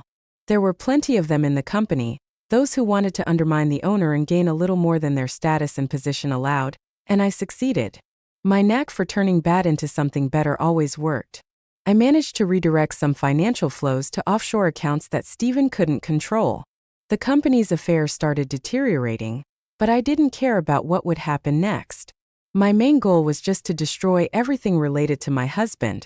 The tax authorities came, the picture of what was happening gradually became clear, and soon all the culprits of this scheme were identified. What broke Stephen wasn't losing a vast amount of money, that was fixable. What shattered him was that I seemed to be the mastermind behind it all. He couldn't forgive me for that. So that's how I ended up behind bars. I hardly remember the first year of my time here. Endless withdrawals, sleepless nights, the agony of brief awakenings of conscience, delusional states. I gradually came to myself, but I was a different person, completely different. I seemed like a stranger to myself. Took me a long time to adjust. Then I started hearing rumors about what was happening in Stephen and Jesse's lives. The most horrifying news was that Jesse fell with some strange ailment. He fell almost immediately after they imprisoned me. His legs became paralyzed. Stephen tried everything, doctors, even Tibetan monks, but no one could get Jesse back on his feet. They couldn't even diagnose the condition accurately. There was no spinal cord damage. The causes seemed to have a psychogenic nature. Fluid constantly accumulated in his body, requiring periodic draining. At times, excruciating pain episodes would start, which only morphine could alleviate. Stephen was desperate. Instead of rebuilding his company, he invested all his efforts and resources into helping Jesse. Of course, I don't know all the what's happening now. I wrote many letters, but neither Stephen or Jesse ever replied to any of them. Jesse has been bedridden for 18 years, and no one can do anything to help him. When I first heard about you and your abilities, I was even startled for a while, thinking that if the stories about your powers are true, you might be my only and last chance. This is what I want to ask of you, not for myself but for Jesse. Betsy, please help him. I know you have the power. Wherever I end up after death, I will pray for you. Unfortunately, I have nothing to repay you with. I've lost everything. I understand. Betsy interrupted the woman for the first time. You know, I don't need anything. Even if you had something, I wouldn't take it. Will you help Jesse? Vanessa asked. Of course, Betsy replied confidently. Do you promise? Promise. Just write to Stephen. I'll deliver the letter because it would be hard for me to convince him that I came on your behalf in peace. Yes, I've already written it. Here, take it. Vanessa pulled out a sealed envelope from under her pillow, displaying the precise address. Girls, the nurse's voice was heard again. Wrap it up. It's time. Vanessa tightly grasped Betsy's hand and looked into her eyes with such a plea and pain that it broke Betsy's heart. I'll do everything, Betsy said softly. You can trust me. I'll come back in 3 days. Maybe you'll want to add something to what you've said. Vanessa nodded slightly as if she wanted to say more but remained silent. Tears streamed down her face again. 3 days later, she quietly passed away. In her heart, Betsy had a feeling that Vanessa might not survive those 3 days. But on the day they last saw each other, she simply didn't want to believe it. Another person who had become close to her was gone. How much longer would this continue in her life? You couldn't get used to such losses, and there was nothing she could do to fix it. 3 months later, another event occurred that, under different circumstances, might have seemed joyful. Betsy's mother came to visit her in the penitentiary. Betsy had never expected to see her again. However, their conversation didn't amount to much. Laura's mother had come here not out of deep feelings for her daughter, who had disappeared from her life long ago, but because she had probably been paid or, in the worst case, threatened to confirm Betsy's identity. And she did confirm it, although it was evident that she didn't recognize Betsy at all, as she had last seen her when she was very young. They were strangers to each other. Betsy inquired about what had happened to her grandmother's cottage, how many villagers were left in the village, and whether her father, whom she knew was alive, had returned from the city. Laura's mother replied that her grandmother's house had burned down completely. Only 3 old-timers remained in the village, and her father had never shown up. That was essentially the extent of their conversation. As she was leaving, Laura's mother uttered just one sentence: "When you get out of here, where do you plan to move?" "I have a place to stay." Betsy replied briefly and added goodbye. 3 months later, temporary documents were issued for Betsy, and she was released. It happened precisely on her birthday, May 13th. With the money she had earned over 3 years, Betsy bought a ticket to the city mentioned on the Vanessa's letter. She boarded the train, persuading the conductor to let her into the general compartment, and headed towards the next chapter in her life, hoping that this time things would turn out better than they had before. Stephen was a self-made man. Even in today's world, you can still find people who, once captivated by an idea, dedicate their entire lives to it. It's not so much about the idea itself, but the enduring interest. Ideas are often destructive. They need to constantly adapt to an ever-changing reality. They are harmed by permanence and inflexibility. However, a sustained interest is an entirely different matter. Since childhood, Stephen was fascinated by boats, catamarans, and yachts. He had the opportunity to travel to unique places with many fascinating, sometimes even mysteriously mystical lakes. Using whatever resources he had at hand, he would construct a catamaran or a boat and test his latest design in the harshest conditions, which offered no forgiveness for carelessness or mistakes. His mother spent her entire life teaching botany and zoology at a school, instilling in her son an appreciation for the plant and animal world. His father spent 30 years at an engineering plant, earning a reputation as a first-class engineer. It was he who taught Stephen how to invent and bring his ideas to life. Until the age of 15, they went on family expeditions, spending weeks on the borders of mountains, taiga, and water, surrounded by misty ridges and unsolved mysteries that had awaited heroes for centuries. This became a real school for Stephen, both as an engineer explorer and simply as a person. After graduating from the Polytechnic Institute, Stephen immediately began to organize his own business. As long as his father was alive, he helped him financially and with necessary connections when it was required to obtain rare equipment or materials. Stephen's business quickly gained momentum. New assembly workshops and docks were built. The number of customers who wanted to buy his boat specifically grew. And then he met Vanessa. Young, slender, strong, vibrant, she charged him with even more energy and ambitions. Vanessa was a professional kayaker, winning prizes at prestigious competitions. They first met during her training on a lake. Stephen built his best boat for her. Vanessa recognized his potential and even then, considering all the prospects, decided to deepen and strengthen her relationship with him. 2 years later, they got married and Stephen's life took on an entirely different shade. Vanessa gave up her sports career, immersing herself in the glamorous life that Stephen had surrounded her with. Venice, Prague, Paris, the United Arab Emirates' luxurious hotels and restaurants, left to her own devices. As her husband couldn't trade his beloved work for any of those cities, she quickly adapted, managing to spend exorbitant sums and flirt with some handsome men. Yes, what happened later was partly his fault. Being an excellent engineer and a morally upright person, he had no orientation in the realm of human relationships. His emotions remained in the realm of the nearly unexplored. Throughout his youth, with only nature as his companion, he transferred that experience into human relationships. Stephen's view of society continued to be childishly naive. His undeniable engineering talent naturally paved the way for him, so he never had to formulate any special strategies. And the most vulnerable aspect of his character was that he didn't believe in the possibility of betrayal by someone close. Vanessa undoubtedly loved her husband, but love, unlike interest, belongs to the class of ideas that are prone to constant metamorphosis.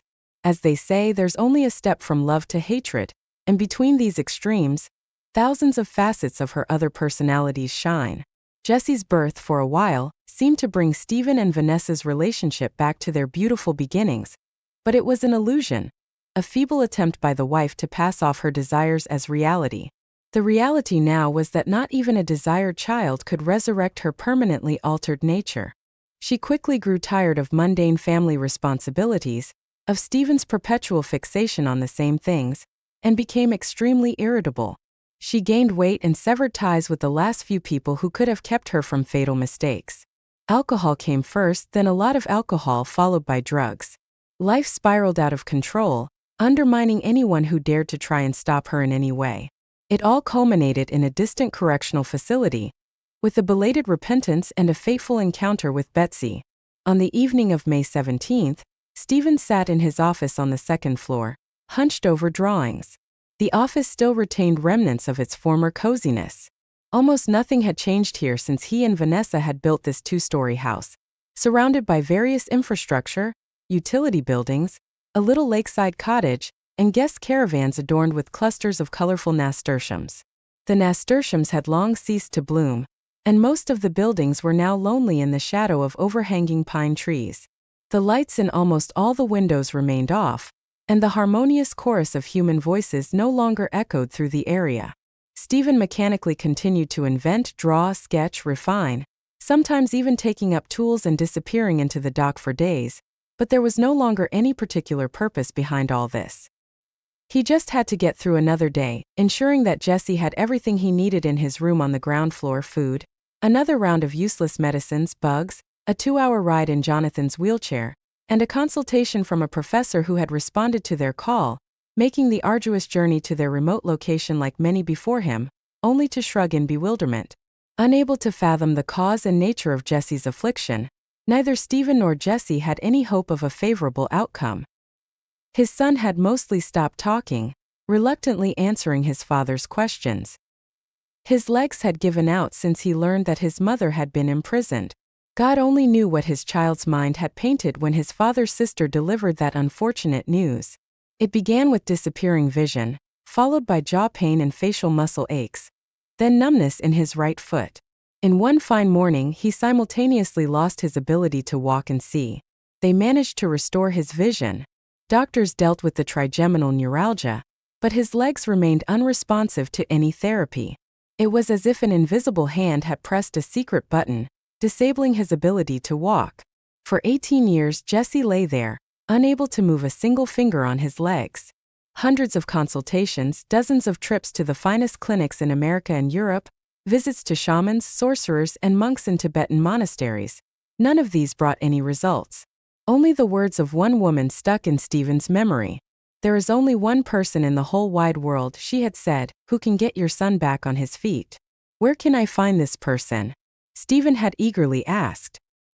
"He will find Jesse himself," she replied, "if he hears words of repentance." It sounded too cryptic and uncertain.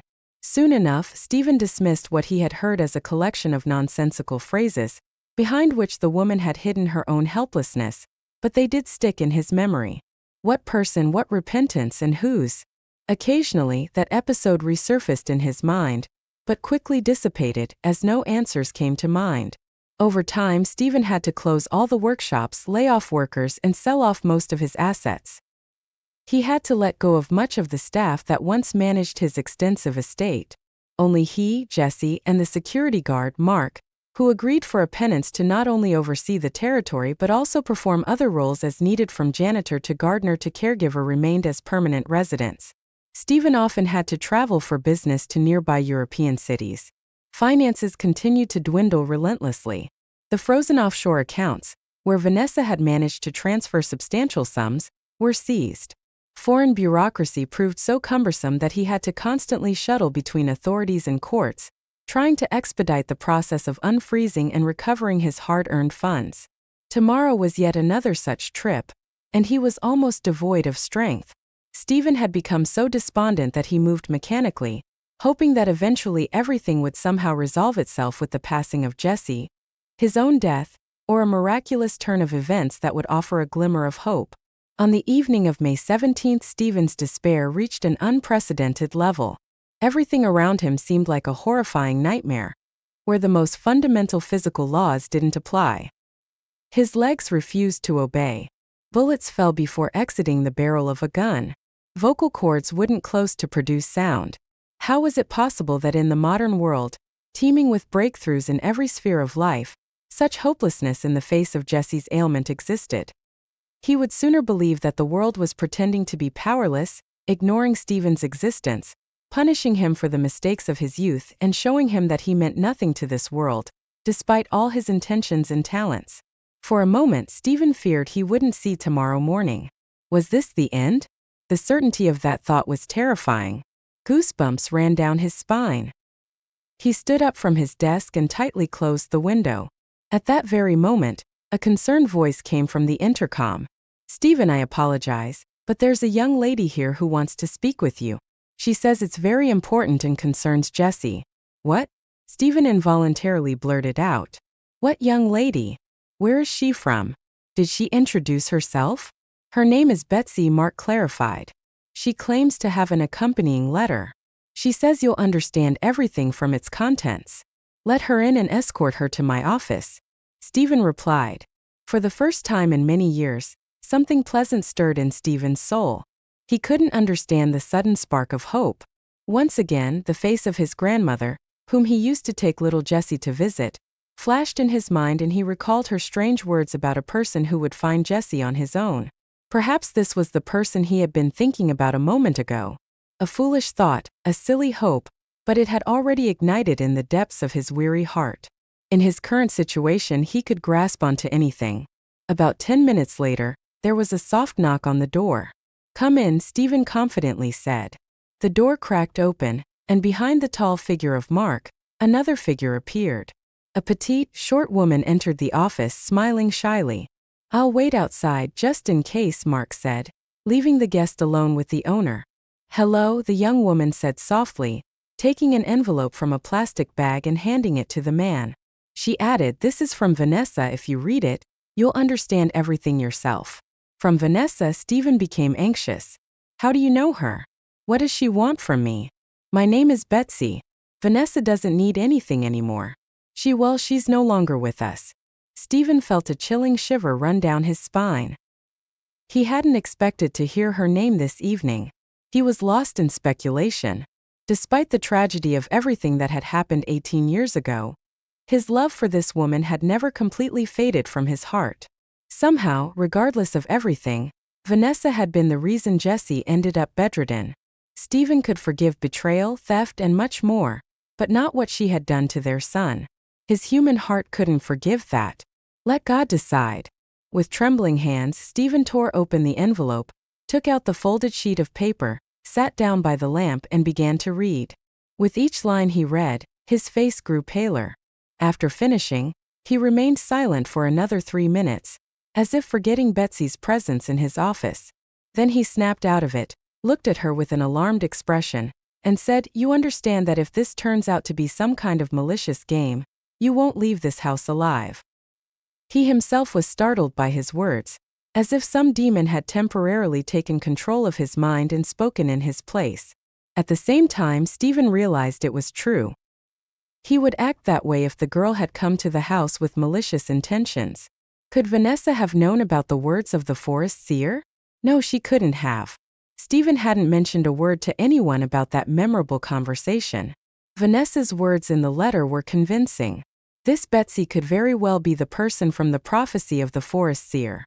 Doubts gnawed at him, but the hope that it ignited was growing brighter with each passing minute. "I understand," Betsy said, trying to maintain her composure. I know how it looks, but I've come in peace. I've come to fulfill Vanessa's last wish. And if you allow me, I will try to help your son. I need to think about it, Stephen said, already realizing that tomorrow morning he would agree to anything. Mark will show you where to stay, at least for tonight. Are you hungry? He asked when Mark appeared at the door, having been eavesdropping on the conversation earlier. Don't worry, I'm not hungry, she replied. All right, Stephen concluded. Mark, please find her accommodations. Okay, the security guard said. After a minute, his heavy footsteps faded away, leaving Stephen even more bewildered. Betsy's appearance had illuminated his past, present and future in a flash of lightning. Now all that was left was to wait for dawn. The night was clearly going to be sleepless, and tomorrow at noon, he had a week-long trip that couldn't be cancelled. Betsy also couldn't sleep that night, not so much because she was anxious about Stephen's decision tomorrow, but because of the darkness closing in from all corners. She wasn't prepared for such an overwhelming darkness. It was as if a curse had woven a cocoon around the entire house, and over the 18 years, that first strand of web that had once stuck to Jessie's feet had long been lost in the dense tangle of causes and effects. For the first time in her life, Betsy was scared to the point where she lost her confidence in the successful outcome of the impending battle with evil. But the more this fear tried to take hold of her heart, the clearer it became to her that this trial would be the last and most important in her life. She accepted the challenge because she felt that it was now thrown not to Jessie, not to Stephen, not to the late Vanessa, but solely to her, as if fate had saved this moment for the decisive strike. It had been pulling, waiting for the right moment, and that moment had arrived. In the morning, Mark knocked on the door and asked Betsy to be ready to meet Stephen in half an hour. She was prepared for anything, even if it required putting her life on the line. What had seemed foreign and distant had now become personal. This was her war, a war to free herself from the burden of her gift. Stephen was concise. He preferred to avoid inmate tones in the conversation. He explained in detail the history of Jessie's illness and outlined the rules that Betsy should follow when interacting with his son. He warned that Mark would be monitoring the situation, and cameras had been installed in Jessie's room. If anything went wrong or even seemed suspicious to Mark, he would intervene, and the guests would have to leave the house forever. I'm leaving myself, Stephen added. In 3 hours I have to go. I'll be gone for a week. I'll try to return earlier, but I can't promise. If there's anything else you need for your work, please tell me now, and I'll make all the necessary arrangements. No, Betsy replied. I don't need anything. Then let's go. Stephen gestured towards one of the rooms along the long corridor they were currently walking down. I'll introduce you to my son. Jessie lay on a bed that looked more like a chair from a spaceship. In his hands, he held a book and didn't immediately tear his gaze away from it when his father and Betsy entered the room. Jessie, Stephen said, approaching his son's bedside. Good morning. Please take a moment. The young man, very thin with short cropped hair but a face that remained handsome despite the disease distorting his features, raised his eyes and nodded silently. Son, Stephen continued, this is Betsy. She's come to help you. For a brief moment, deep wrinkles frowned Jessie's forehead, but when he looked at Betsy, initially with a vague and indifferent expression, his discontent quickly disappeared from his face. It felt as if he had met a long-lost friend, someone he hadn't seen in ages, and he was genuinely happy to see them again. Joy, surprise, concern, and worry all mingled in Jessie's gaze, and Betsy quickly picked up on this unexpected reaction from the young man. And the darkness, which had been closing in around Betsy, seemed to shudder and halt as if it had encountered an obstacle. Her heart began to beat faster. It felt like all of this had happened in her life once before. The same person lying motionless in bed, a sunny day in early or late summer, the feeling of exhaustion from a long journey, and no, this day of you had a solid basis. Now Betsy remembered that moment when she had met Jessie before. Oh my God, this was incredible. On that day when she and Graham Morris had first visited the forest cabin, there, in the cramped room filled with the scent of healing herbs, lay a little boy, slightly older than Betsy, along with his father, and there was this very Stephen, only much younger and without a beard. Betsy remembered how Jessie had looked at her back then, with timid hope, a silent plea, and a call for help. There was so much pain in his gaze, and she had felt so sorry for him that she had cried the whole evening when the guests left Graham Morris's place.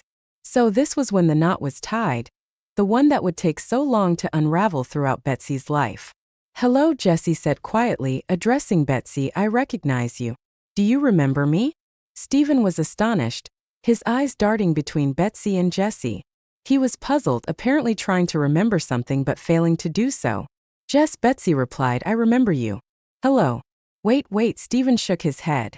"Do you two know each other? What's going on, Jesse?" The young man smiled faintly, placed the book on the nightstand, pressed a button on a remote control, and the top of the bed adjusted to a more vertical position. Jesse then began to recount to his father what he could remember from their long-ago trip. He even remembered the name of the village. Stephen's memory seemed to have completely faded over time, but he was pleased that Jesse had become so animated and enthusiastic about something for the first time in years. The unexpected turn of events somewhat reassured Betsy. Now, Stephen was leaving with a lighter heart. If such a strong connection had been established between Jesse and the girl right away, it was already a good sign. Sitting down beside Jesse, Betsy tried to get her initial impressions of his condition. Both his spine and nervous system appeared to be in good order, confirming the assessments of the previous doctors. The problem was deeply rooted in Jesse's soul. Unconsciously, he had given himself a directive not to walk in childhood, and that directive continued to hinder his recovery. Over the years, this directive had become encrusted with layers of disappointment, turning into a petrified blockage. Now, moving this boulder from its place, let alone completely removing it, seemed almost impossible. Even in these first few minutes, Betsy realized that the battle ahead of her would be heavier than any she had ever fought before. Her heart raced. Would she have enough strength? Even Graham Morrow's had not had enough, but this time she couldn't back down. She couldn't abandon Jesse this time. After all, everything had been orchestrated by someone above for the sake of this moment, for their distant meeting in the future. This time it was all or nothing, and the darkness quivered for a moment. Betsy sensed this movement. Powerful streams of energy began to fill her entire being. She saw flashes of light breaking through the dense darkness. She heard familiar voices. All those who had left her on the other side of existence rushed to her aid. Betsy could feel their confident presence. The pounding of warm hearts reached her. Together they would surely defeat the evil. They would show it. "I must go." Stephen's voice interrupted the flood of visions that had rushed over Betsy. Betsy visited Jesse twice a day, early in the morning and late in the evening. The actual session lasted for about an hour, and afterward they would simply talk. Betsy shared stories about her life with Jesse, and he in turn spoke about his. From what she heard, Betsy concluded that the roots of Jesse's illness could be traced back to his feelings about his mother being imprisoned.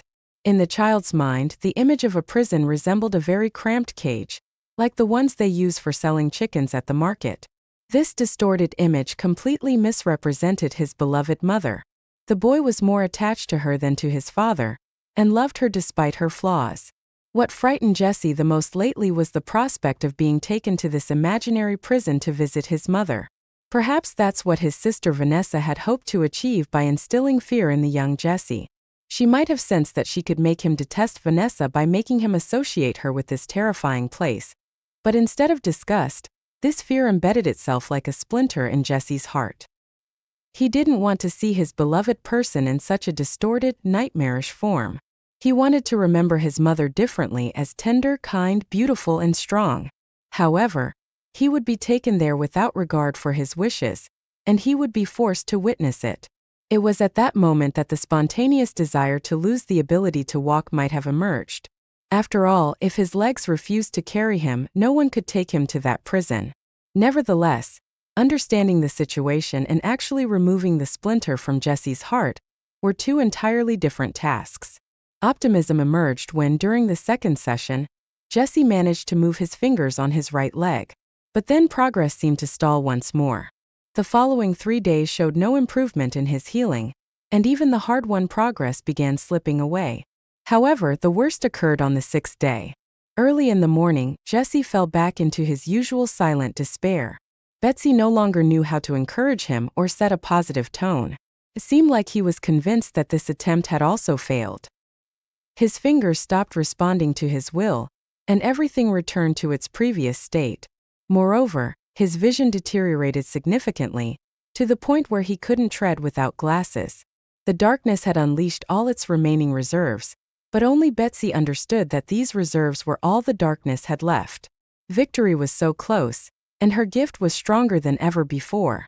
It required an equally bold step from her side, to engage in this final battle with everything laid bare, to give herself entirely down to the last drop. On the evening of the 7th day, Betsy was prepared for the decisive battle. Internally, she closed all doors behind her, leaving no way to retreat. Jesse felt that Betsy was not her usual self today. He sensed the energy emanating from her, every fiber of her exhausted body. There were no conversations between them this evening, no words of encouragement. Instead, it was as if an electric charge surged through the entire room when Betsy touched Jesse. This discharge seemed to stun him and blind him. Images from the past flashed before his eyes, taking him back to his youth, his childhood, and even further, until he crossed the threshold of his own birth. His life seemed to be rebooting. Myriads of bright trembling points filled the infinite blue space, where Jesse, devoid of his physical form, seemed to hang in stillness, not understanding where was down, where was up, or where there was any direction at all. He realized that now he had to act on his own. Which way should he move? He began to search for guidance, and soon it appeared. A bright point, as if from all sides simultaneously, started approaching him, growing in size and radiating pleasant warmth. The warmth enveloped him, and he began to regain substance. Jesse couldn't see himself, but he could feel that he had a body again. Jesse merged with this omnipresent light, fused with this warmth. Now he was both the light and the warmth. Then, images began to manifest in the space. At first, they were vague, but with each passing second, they became clearer and more understandable. He started to see the ordinary world again. His childhood home when it was still full of people. His mother kissing him on the forehead. His father allowing him to polish the hull of a catamaran for the first time. His childhood, the eyes of an unfamiliar girl in the forest. A shaman in a bear's skin, loudly uttering incomprehensible phrases to the beat of a drum. Then back to his childhood home, the familiar room with a spacious cosmic bed. A stack of unread books waiting their turn. He opened his eyes and didn't immediately understand where he was now. Was he returning from where he had just been? Or was he here in bed in the arms of the unresponsive Betsy? For Mark, who was monitoring Jesse's room on the monitor, everything appeared much more mundane. Over the past 7 days, he had become accustomed to Betsy's repetitive sessions. He maintained a rather skeptical attitude toward all this shamanism. He didn't expect anything unusual this time either, so he didn't immediately notice that something was following a very strange script. Initially, Betsy was sitting next to Jesse, occasionally making hand movements. Mark got distracted for just a minute, went to pour himself a fresh cup of tea, and when he returned he couldn't believe his eyes. Betsy had removed all her clothes and climbed into bed with Jesse, who seemed to be asleep because he wasn't reacting to this at all. She pressed herself against him, remaining completely still. Mark couldn't figure out what he should do. Was this part of today's session? Or was something completely inappropriate happening before his eyes, requiring his intervention? He didn't know. While his thoughts, like a poorly lubricated mechanism, struggled in his head, the image on the monitor became even more incredible. Jesse woke up, freed himself from Betsy's embrace, and stood on the bed, shaking her. The girl didn't respond in any way. Jesse began to look around in fear, searching with his eyes for the cameras, and when he spotted one of them, he waved his arms, clearly signaling to Mark. Mark also snapped out of it, jumped off his chair and rushed to the house. He entered the house and opening the door to Jesse's room, saw that he was standing on his own 2 feet beside the bed, still trying to shake Betsy. Call an ambulance. Jesse turned to Mark, shouting, "Mark, the ambulance." Mark, completely bewildered, rushed back to his booth, oblivious to everything around him. Only when he reached the gate did he notice the headlights of Stephen's car. It seemed that Stephen had just returned and was waiting for someone to open the gate. Then everything changed. Everything became different. For those who were participants or witnesses to what happened, it was a miracle that would have been impossible to believe under different circumstances. But it happened. It appeared as a chain of random events and coincidences.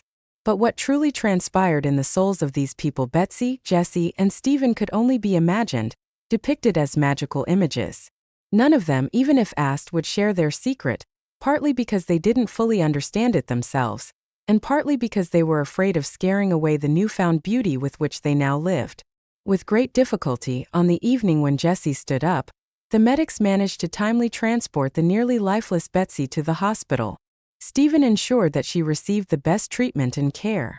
Having given all his strength to Jesse, the girl had already lost hope of survival.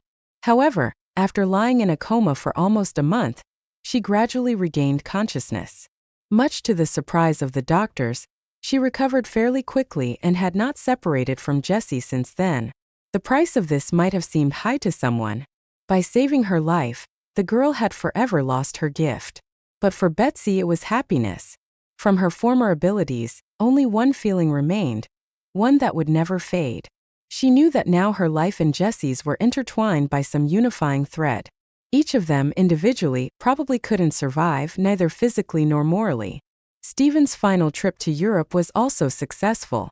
All the accounts were finally unfrozen. He managed to settle with the creditors, gradually restored the abandoned workshops, and old clients once again lined up for his services. Jesse completed university, earned an engineering degree, and happily joined his father's work. 2 years after that memorable night, Betsy and Jesse had a modest wedding, and half a year later, they set out together to fulfill one of Betsy's long-held dreams to restore her grandmother Rose's cottage in the village. Now it was their secret place where they visited every summer. The village itself began to come alive too. Many people wanted to buy land there for their country homes. Although it no longer resembled a typical village, life was beginning to flourish there. Laura sold her house. When Betsy and Jesse first visited, they found it empty.